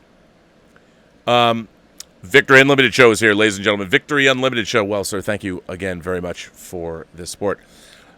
Victory Unlimited Show says, "As a black man, I'd say the correct response is repeated violent injustice is righteous indignation. Many who claim to be offended by such outrage are often those who cannot relate. Cancel culture only cuts off candid conversation. March on." Well, Victory Unlimited Show, thank you. I very much you've always supported the channel and me, and I appreciate that. Yeah, and again, I really appreciate everybody's support, but I say that, but I did say something that could be considered to be very incendiary the way I worded it, and I own that, and I've apologized for it. But yes, I mean, I think that everyone knows where I was coming from. So, Destiny Captain sends in a super chat and says, "The crew of the Starship Destiny stands with RMB." Well, thank you, crew of the Starship Destiny. Do you guys have a logo for to wear on your? Is there a logo for the ship? I'd love to know what that is. Old Man Playin sends in a super chat and says, "Feel the burn net. Rock on, Rob." Well, unfortunately, I will not be Burnetting it all down on the Schmodown anytime soon, which is a bummer. Marv Diesel sends in a super chat and says, "A fellow imagination connoisseur expressed frustration with the MCU. What I never understood was, if Thanos' goal was to get all of the Infinity Stones, why would he give Loki the scepter with a stone in it and not know?" That is a good question. I would only assume that maybe he didn't know that that was, in fact, an Infinity Stone. Good question, though. I don't have an answer to that. David Crabtree sends in a tip and says, "Today is my dad's birthday. Passed away just over 3 years ago." I'm sorry to hear that. On my birthday, no less, from cancer. He was a Vietnam veteran, and he was very patriotic. He was a big history buff as well, particularly World War II. No point here. I just wanted to share that with Post-Geek Singularity. Well, David, I'm sure your father was quite proud of you, and you too are also USMC, right? Did you follow in his footsteps? I'm sure he did love that. Bob the Bard-Stirred Koal sends in a tip. By the way, if you don't, Bob does this Halloween shindig at his house, I guess. He's building like a King Kong. It's amazing. Bob says, "There once was a man named Robert Meyer. Events of the world did conspire to test his last nerves, which brought on heated words. He's still the guy we all admire." Oh, Bob, that's a pretty good one. Thank you for that. I very much appreciate that, sir. And I can't wait to see your Halloween display this year. Do It for Cash sends in a tip and says, "Hey, Rob, I sent a DM. I hope you'll read it in lieu of what transpired last night. I believe I provide a unique perspective as stated in my musings." Well, okay, hang on. Hold, please. Let me go get it. Let me go get your... Let's see. I'm going to my messages, and there's a lot of people. Oh, Cash, here you go. This is a long one. All right, I'm going to read this. I'm going to read this whole thing. Wow, this is like a letter. Okay, this is from Do It for Cash, who has sent me a very, very long DM, and I'm going to read it. "Hey, Rob, I just want to tell you that I love you, man. I watch Robservations every day, even if written in, and I can't count the times I remember you speaking out on the black experience in this country to rebut certain opinions.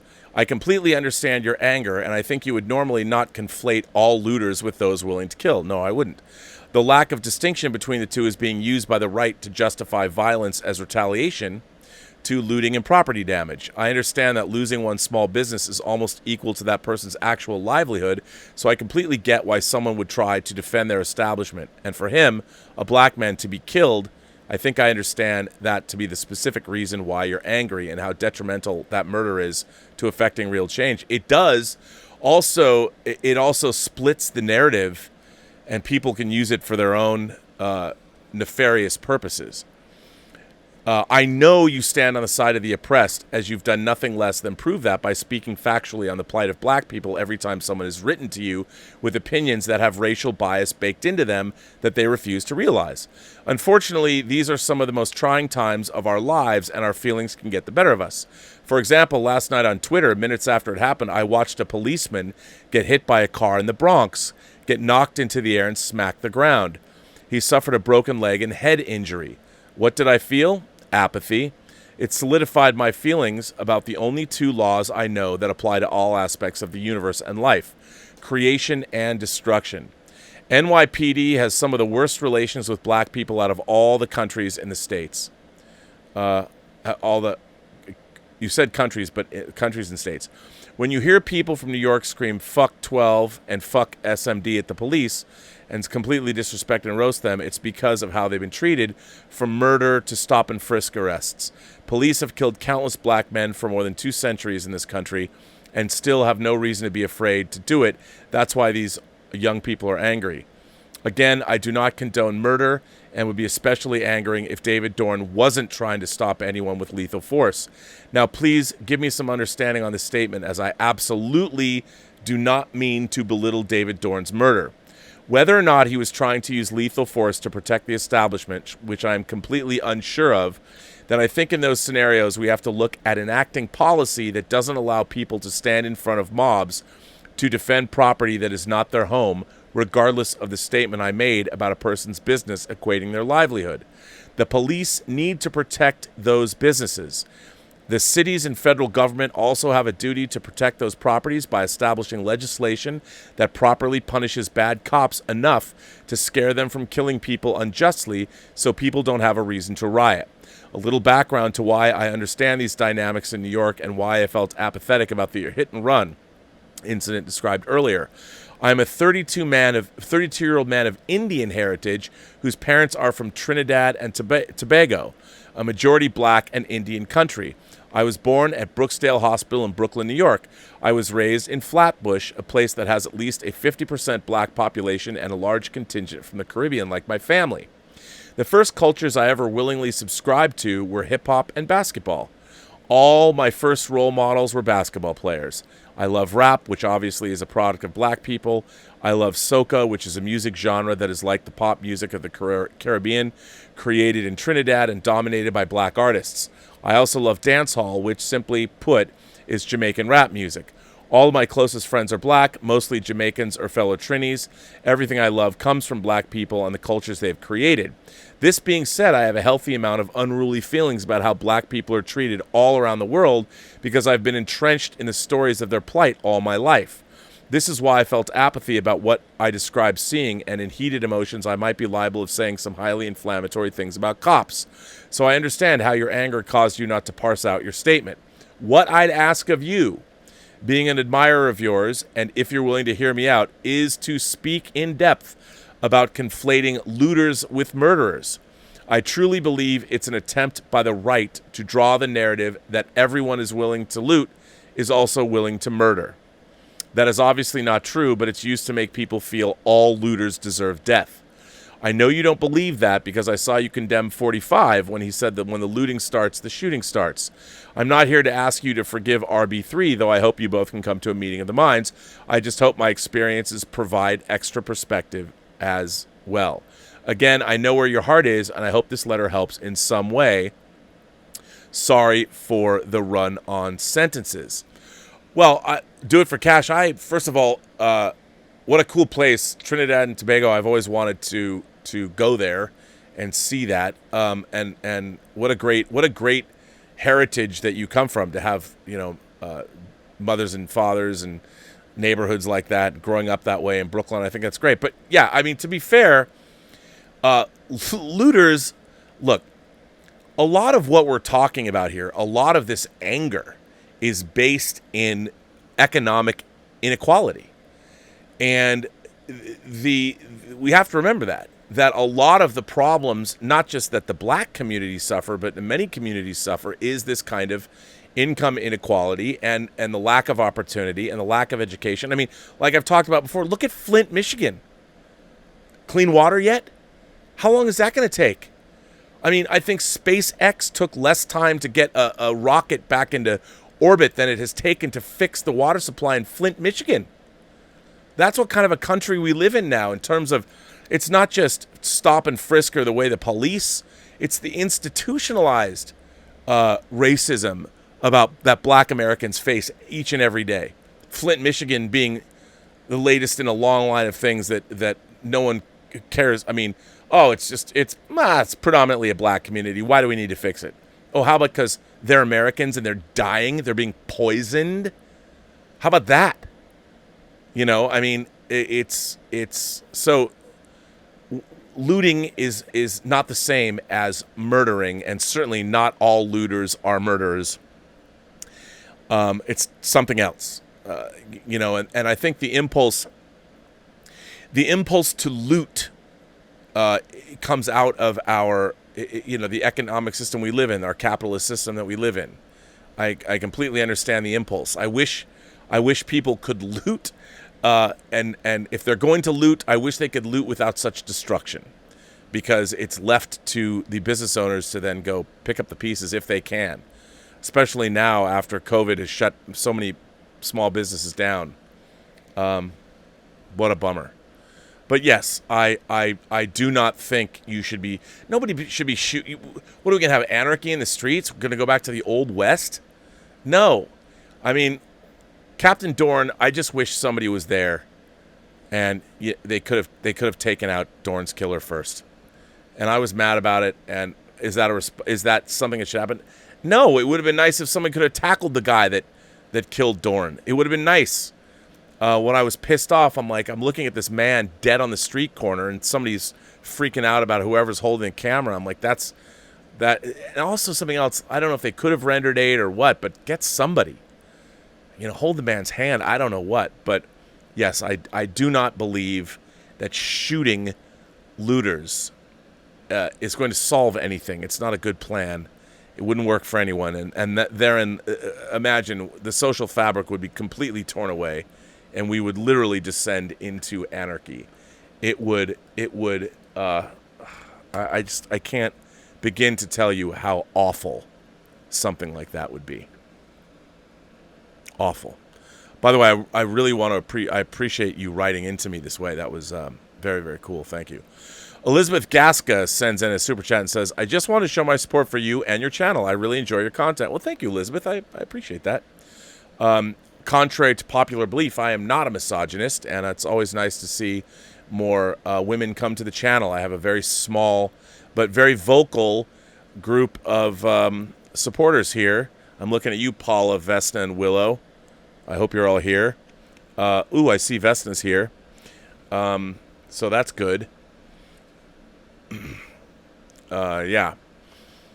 So thank you, Elizabeth. Eyes on the Wire says, sometimes when you gaze into the abyss will gaze back into you. I've seen Anari many times, and I see it less of an exercise in existential nihilism, but more positively, as it's ultimately up to us to find or create our meaning in our lives. I agree, man. That movie freaks me out, though. It really does. It totally freaks me out. Wait a minute, what happened? What happened to... Wait, something strange just happened to my chat. Where was I?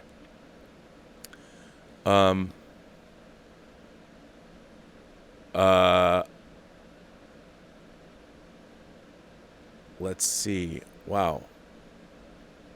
This is quite odd. Something strange just occurred here to what I was doing. I was reading something and then it jumped. I don't know what's happening. Let me try this again. Let me refresh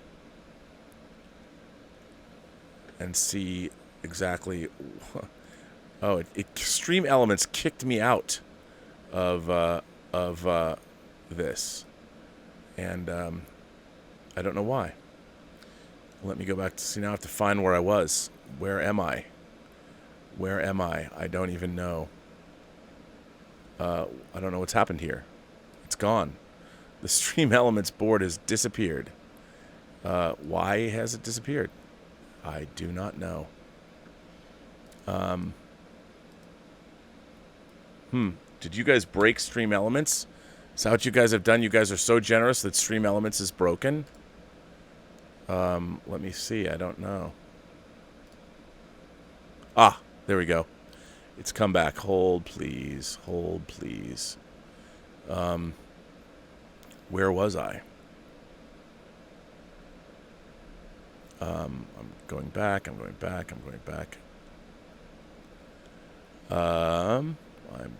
keep going back. Hopefully I can get back to where everybody... Ah, Joseph is here. Okay, so Joseph says, I'm out of Robservations and social media for a few days, and what do I find out when I get back? R&B himself is getting canceled. What the fuck? What happened, Rob? I'm not in the loop. What happened was I said I made a bad... it was a bad tweet. A bad tweet that was insensitive, especially compared to everything that's going on. So I totally apologize for that. But yes, Joseph. Jillian Alcott is here now. Jillian Alcott could actually tell you, I think, whether this is a Buck Rogers pistol or a Buck Rogers or a Flash Gordon pistol. Jillian says you are tweeting from a place of empathy and emotion. Well, thank you. I appreciate that. Wade Adams says, cancel culture will not silence you. You are classy and a gentleman. You have handled this situation with grace. More people need to be like you. Much love and support. Well, I'm glad to hear you say that. I would hope so. Ayoa sends in a super chat and says, hi, Rob from Vancouver, Canada. I love Vancouver, Canada. I began my illustrious drinking career there. Been listening to you for a long time, and I know you're a good dude at heart. Which one of us can truly say anger and emotion has never clouded our judgment? I don't know. Rob, I woke up, but thank you for that, and thanks to everybody up in Vancouver. I haven't been up in Vancouver in a long.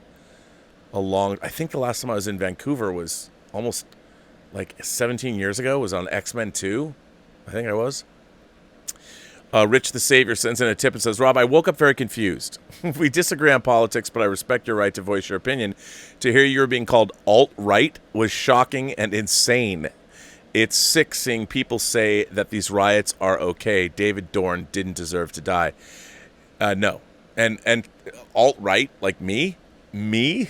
Alt-right? I know, right? I was like, are you kidding me? So strange. So strange. But you're right. Laura Story, but thank you for supporting the channel. Laura Story sent in a super chat. She says, I love your channel. Have a good stream. Well, thank you, Laura. Thank you for supporting the channel. I very much appreciate that. Mark C is back. Mark C says, only apologize if you've been untrue to yourself. Christian, RB3, and Kate Mulligan are chancellors in the cancel culture. I have no respect for this inhuman behavior. Oh, did Kate come after me too? I didn't see anything that Kate said. I love Kate. I'm sorry I let her down. Oh, well. Aviel Leafstein. Aviel? What a cool name. Aviel Leafstein says, from what I've seen, you're one of the nicest and most tolerant people in this space. In Israel, we had similar riots with the Ethiopian community a few months ago. I'm a right-winger, but I pray to peace with my country, with all of our communities. You know, Aviel, I think it's Aviel. I have been to Israel. I love Israel. I'm a huge supporter of Israel, and it's a great place, and I love it. Joseph sends in a tip and says, what? You have a 6-scale Jack Bauer? 24 is like my favorite show ever. I also have a custom-made 6-scale Jack that I custom-made myself. Would you mind showing me that Jack Bauer close to the camera? I would not. Hold on. This Jack Bauer figure was made by a company called Enterbay. Let's see. Let's see. So, I think it's actually, it doesn't really come across, well, maybe. The likeness is really actually quite good of Kiefer Sutherland. And the clothing is great. It's a great figure. I also have the president.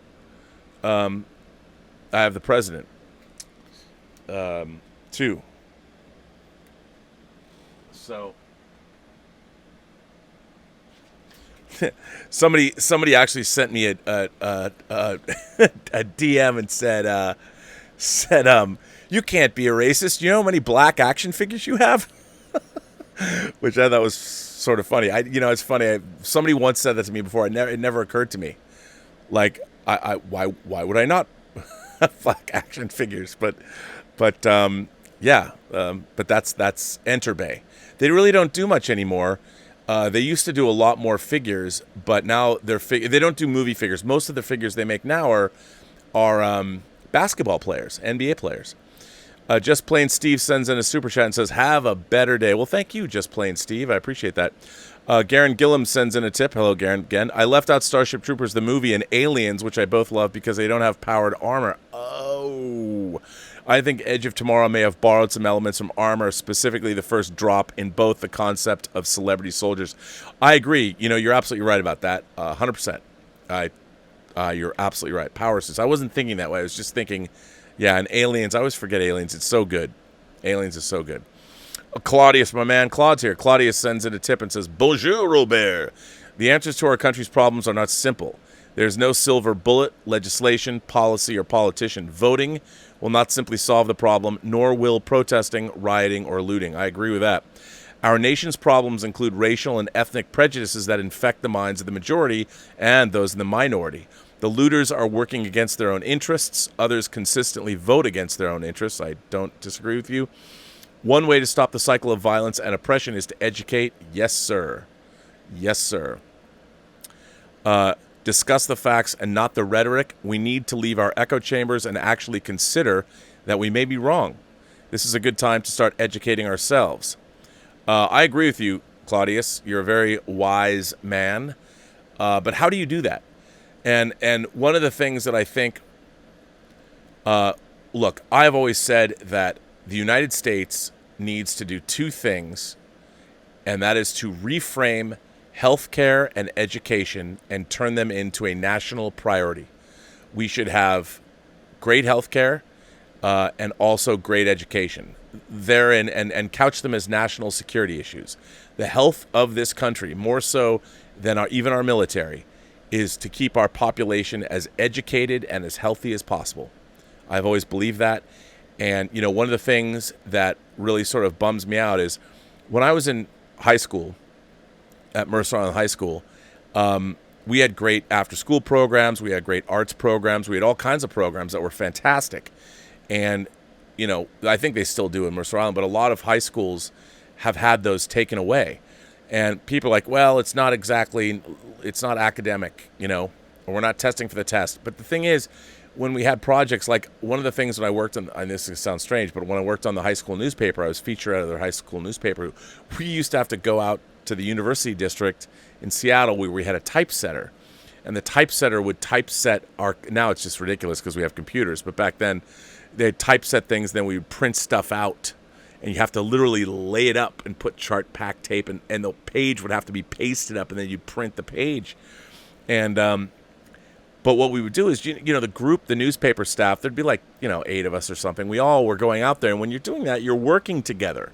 And high school is all about having those clubs and having those after-school projects and learning with each other. And that's how, one, you learn how people are, and 2, you learn to cooperate. You learn to you see people for what they are, and it just, we need that. Oh, Claudius sends in a also says, for the solution, we have to admit that we do not know enough.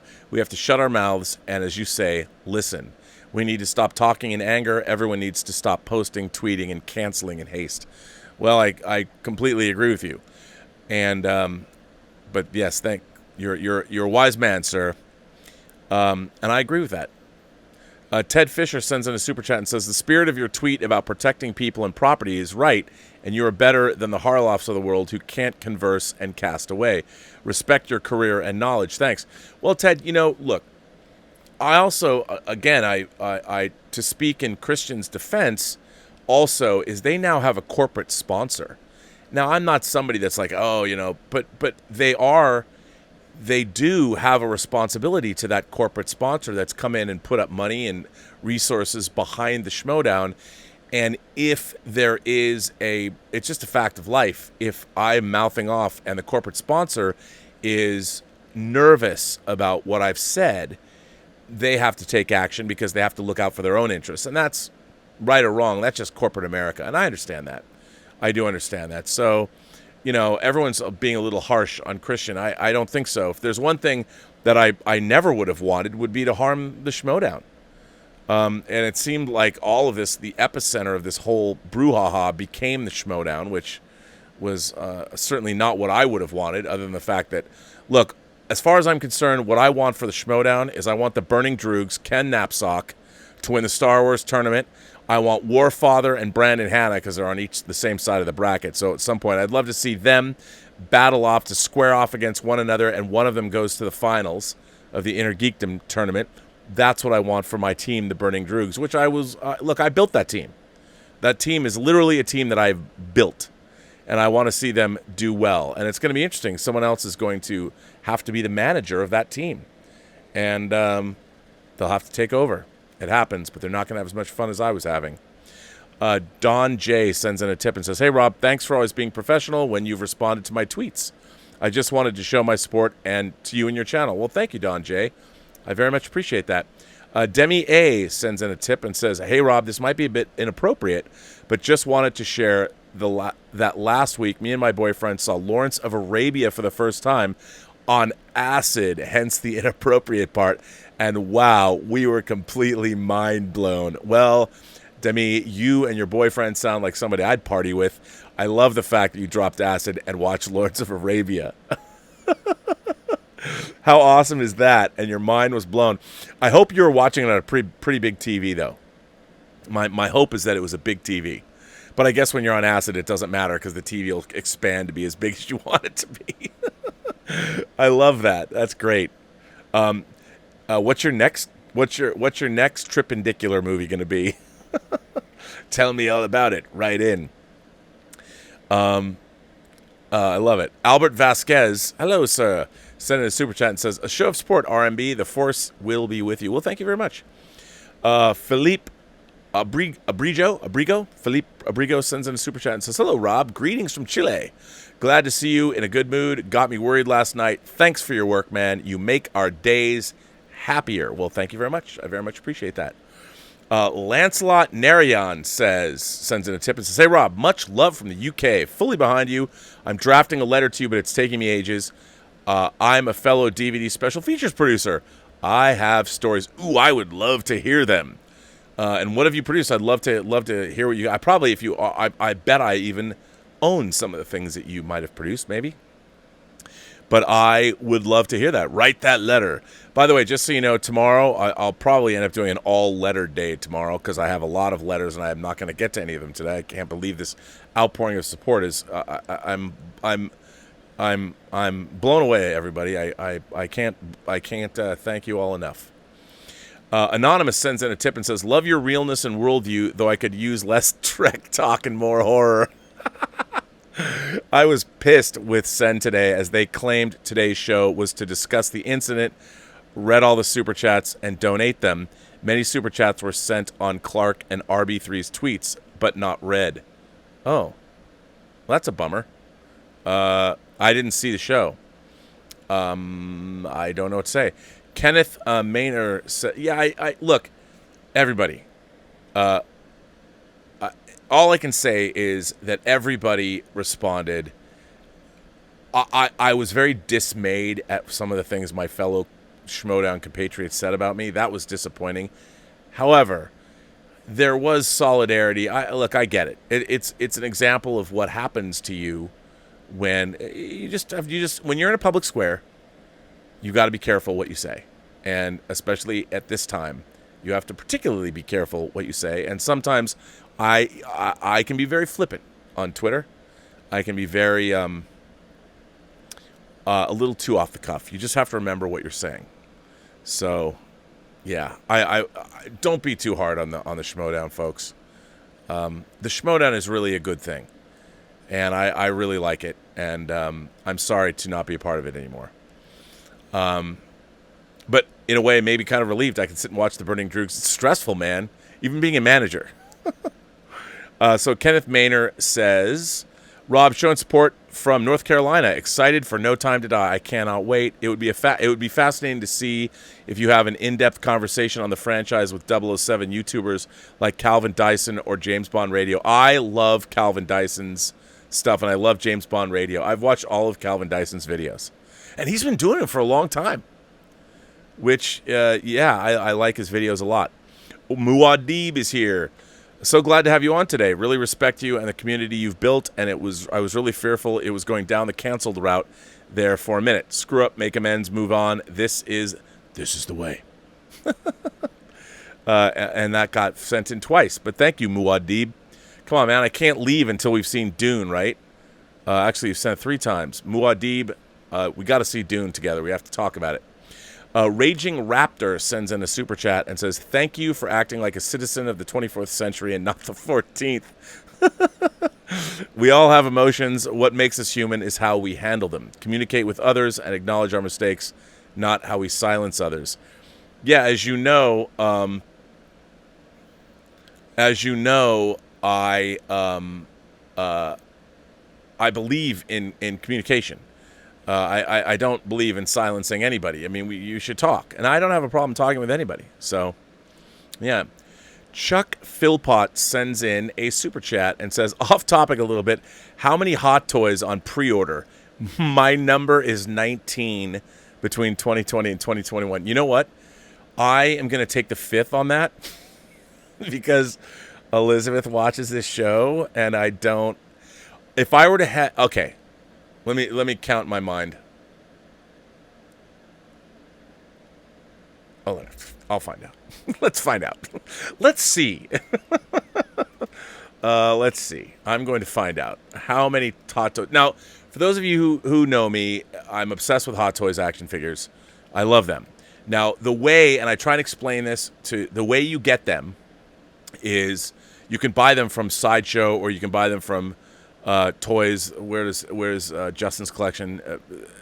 You order them, and a lot of the time, like you said, 2021, a Hot Toys figure, you pre-order it sometimes over a year in advance, and then you wait for them. And then the way you do it at Sideshow, when Sideshow knows, they'll be like, okay, this Hot Toy is coming in 4 months. Like, here, okay.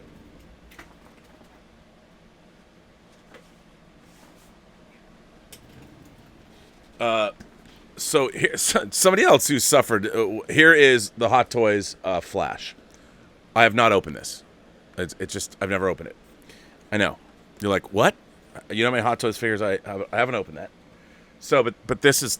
I mean, I've slid it open, like you can see. Can you see that? There it is. This is a great figure, by the way. So I haven't opened any of my Justice League figures. So, sometimes you order them and they'll come out in a year and a half. But then the way you do it is you put down a deposit, like $20, $25, or something, and then when they're going to come, like 3 or 4 months out, Sideshow will start charging you if you have them monthly, or you can charge at one time, or however you want to do it. So I'm now going to count. Let's see. Wait, I already lost count.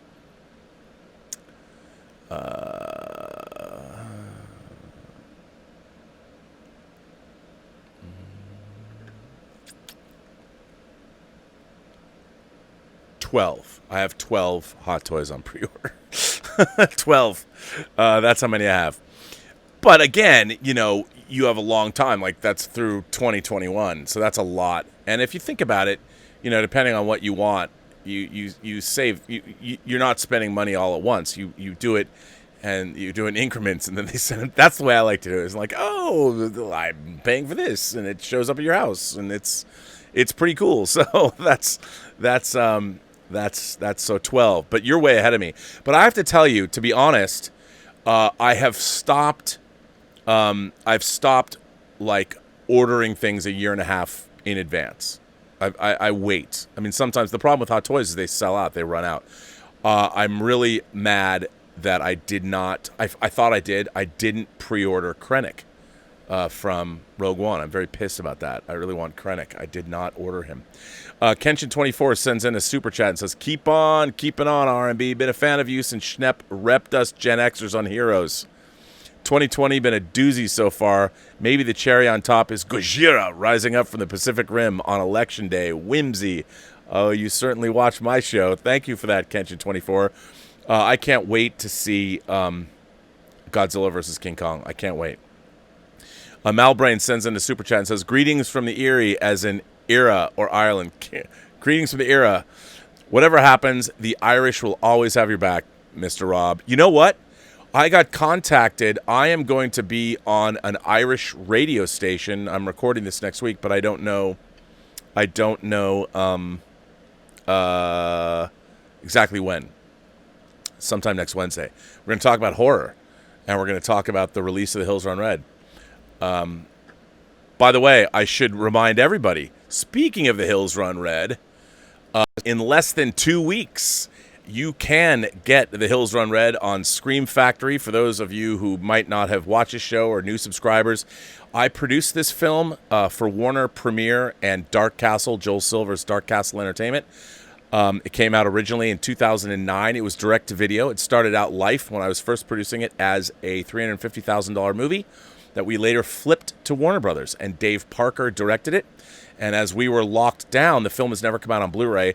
Dave Parker and I created 6.5 hours of new special features in addition to the special features I put on the original DVD because they wouldn't let us do a full-blown special edition. But I edited, I think, 10 pieces for this disc, and it's pretty cool. I think as far as even if, look, the movie is what it is, and it's pretty brutal. If you don't like slasher horror or blood and guts, I'm still really proud of this movie. But the if you want to know how a low-budget horror movie's made, if I do say so myself, the special features I think are pretty great. So you might want to check that out. Again, it comes out 13 days from today, 2 weeks from yesterday. So check it out. And hey, there you go. That's another thing. I don't know if people know that, but yeah, I mean, I've got work coming out, so I'm very proud of that.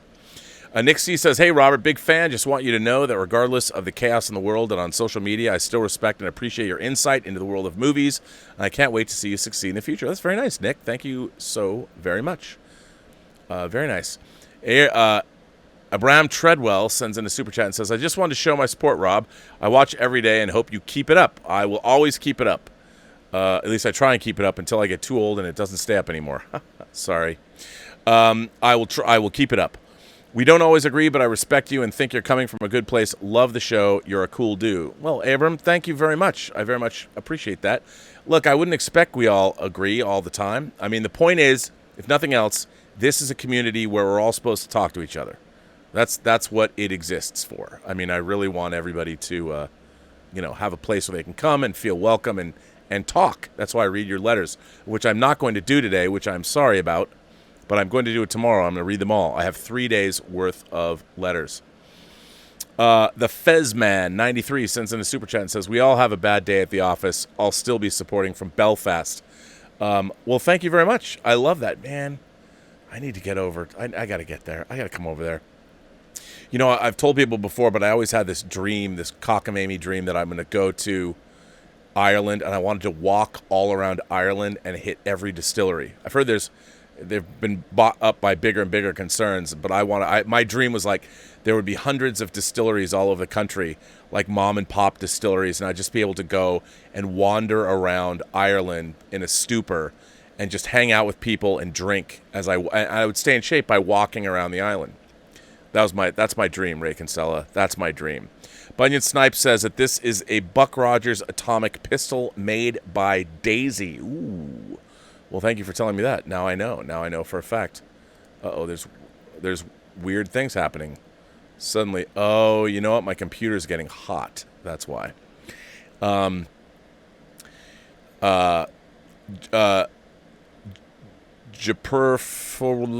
JPRPH1. I hope I didn't massacre that too badly.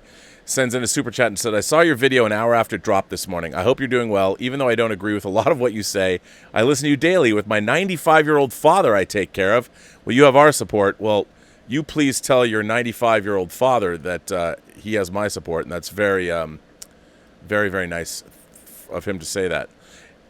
And that's pretty great. 95. I'd love to talk to your father about what has he learned in this world. I'm sure he has a lot to tell us. Ray Valero. Yeah, my computer is getting hot. And it keeps playing Skyfall. I turn it off and it plays Skyfall again. Ray Valero sends in a super chat and says, "Keep doing your show, Rob. Just showing my support." I will. I wonder if can you hear that? Is Skyfall playing on my channel right now? Maybe it isn't. I hope not, because that would be bad. Rob Korzak sent in a super chat and says, "You look more relaxed since the start of the stream. Glad the Post-Geek Singularity came together around you." Yeah, I was pretty stressed, to be honest. Chuck Philpott sends in a super chat and says, "I forgot to add, don't tell anyone about Hot Toys orders, especially my wife." Too late. No.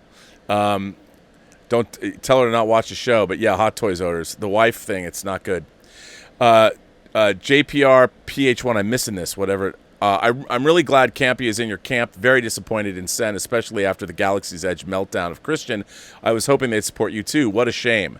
These are friends. Well, you know, Dark Faith sends in a super chat and says, support Robert. It's not Christian's fault. I would say it's not Christian's fault either. Remember, he also has corporate overlords. Darth Poncho sends in a tip and says, I hope Harloff and RB3 educate themselves. No one should be mad that you were angry that another innocent black man dies. Yeah, I mean, it was haunting.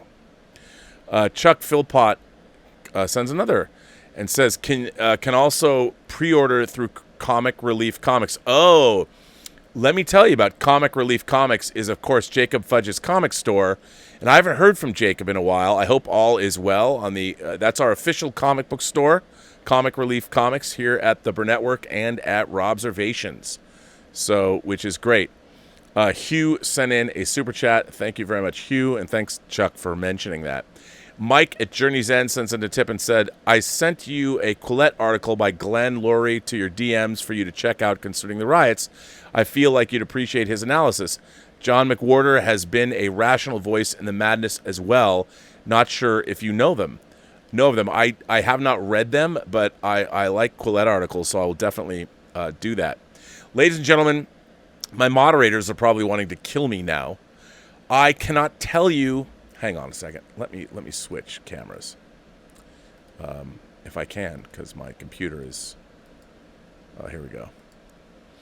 I cannot tell you how much this outpouring of support means to me. I want to thank everybody for supporting the channel, supporting me, supporting this community as a whole. This means the world to me, and I love the Post-Geek Singularity. I'm glad we're still here. I'm going to keep going, and I very much appreciate all of you for the outpouring of support today has been overwhelming.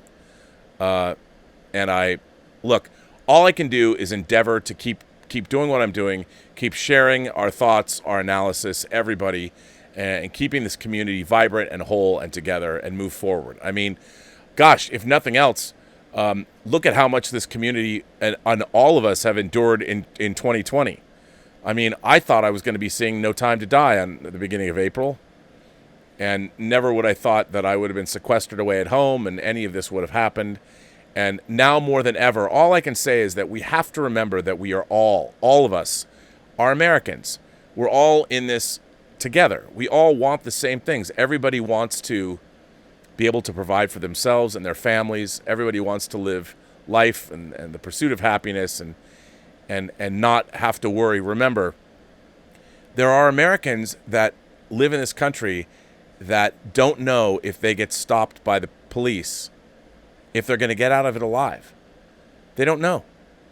And that, until that is ended, and remember, it hasn't ended for some people. There's never been equality in this country for black Americans.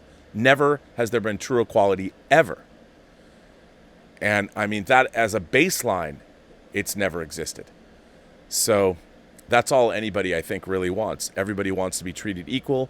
They want to have, they want to be able to pursue their lives in a fashion where they can remain unmolested and not worry about walking into a convenience store at night or a traffic stop or anything.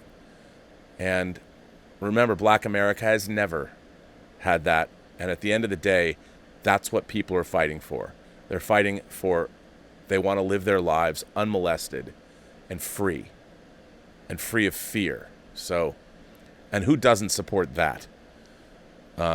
Anyway, I want to thank all of you for being here. I have to check.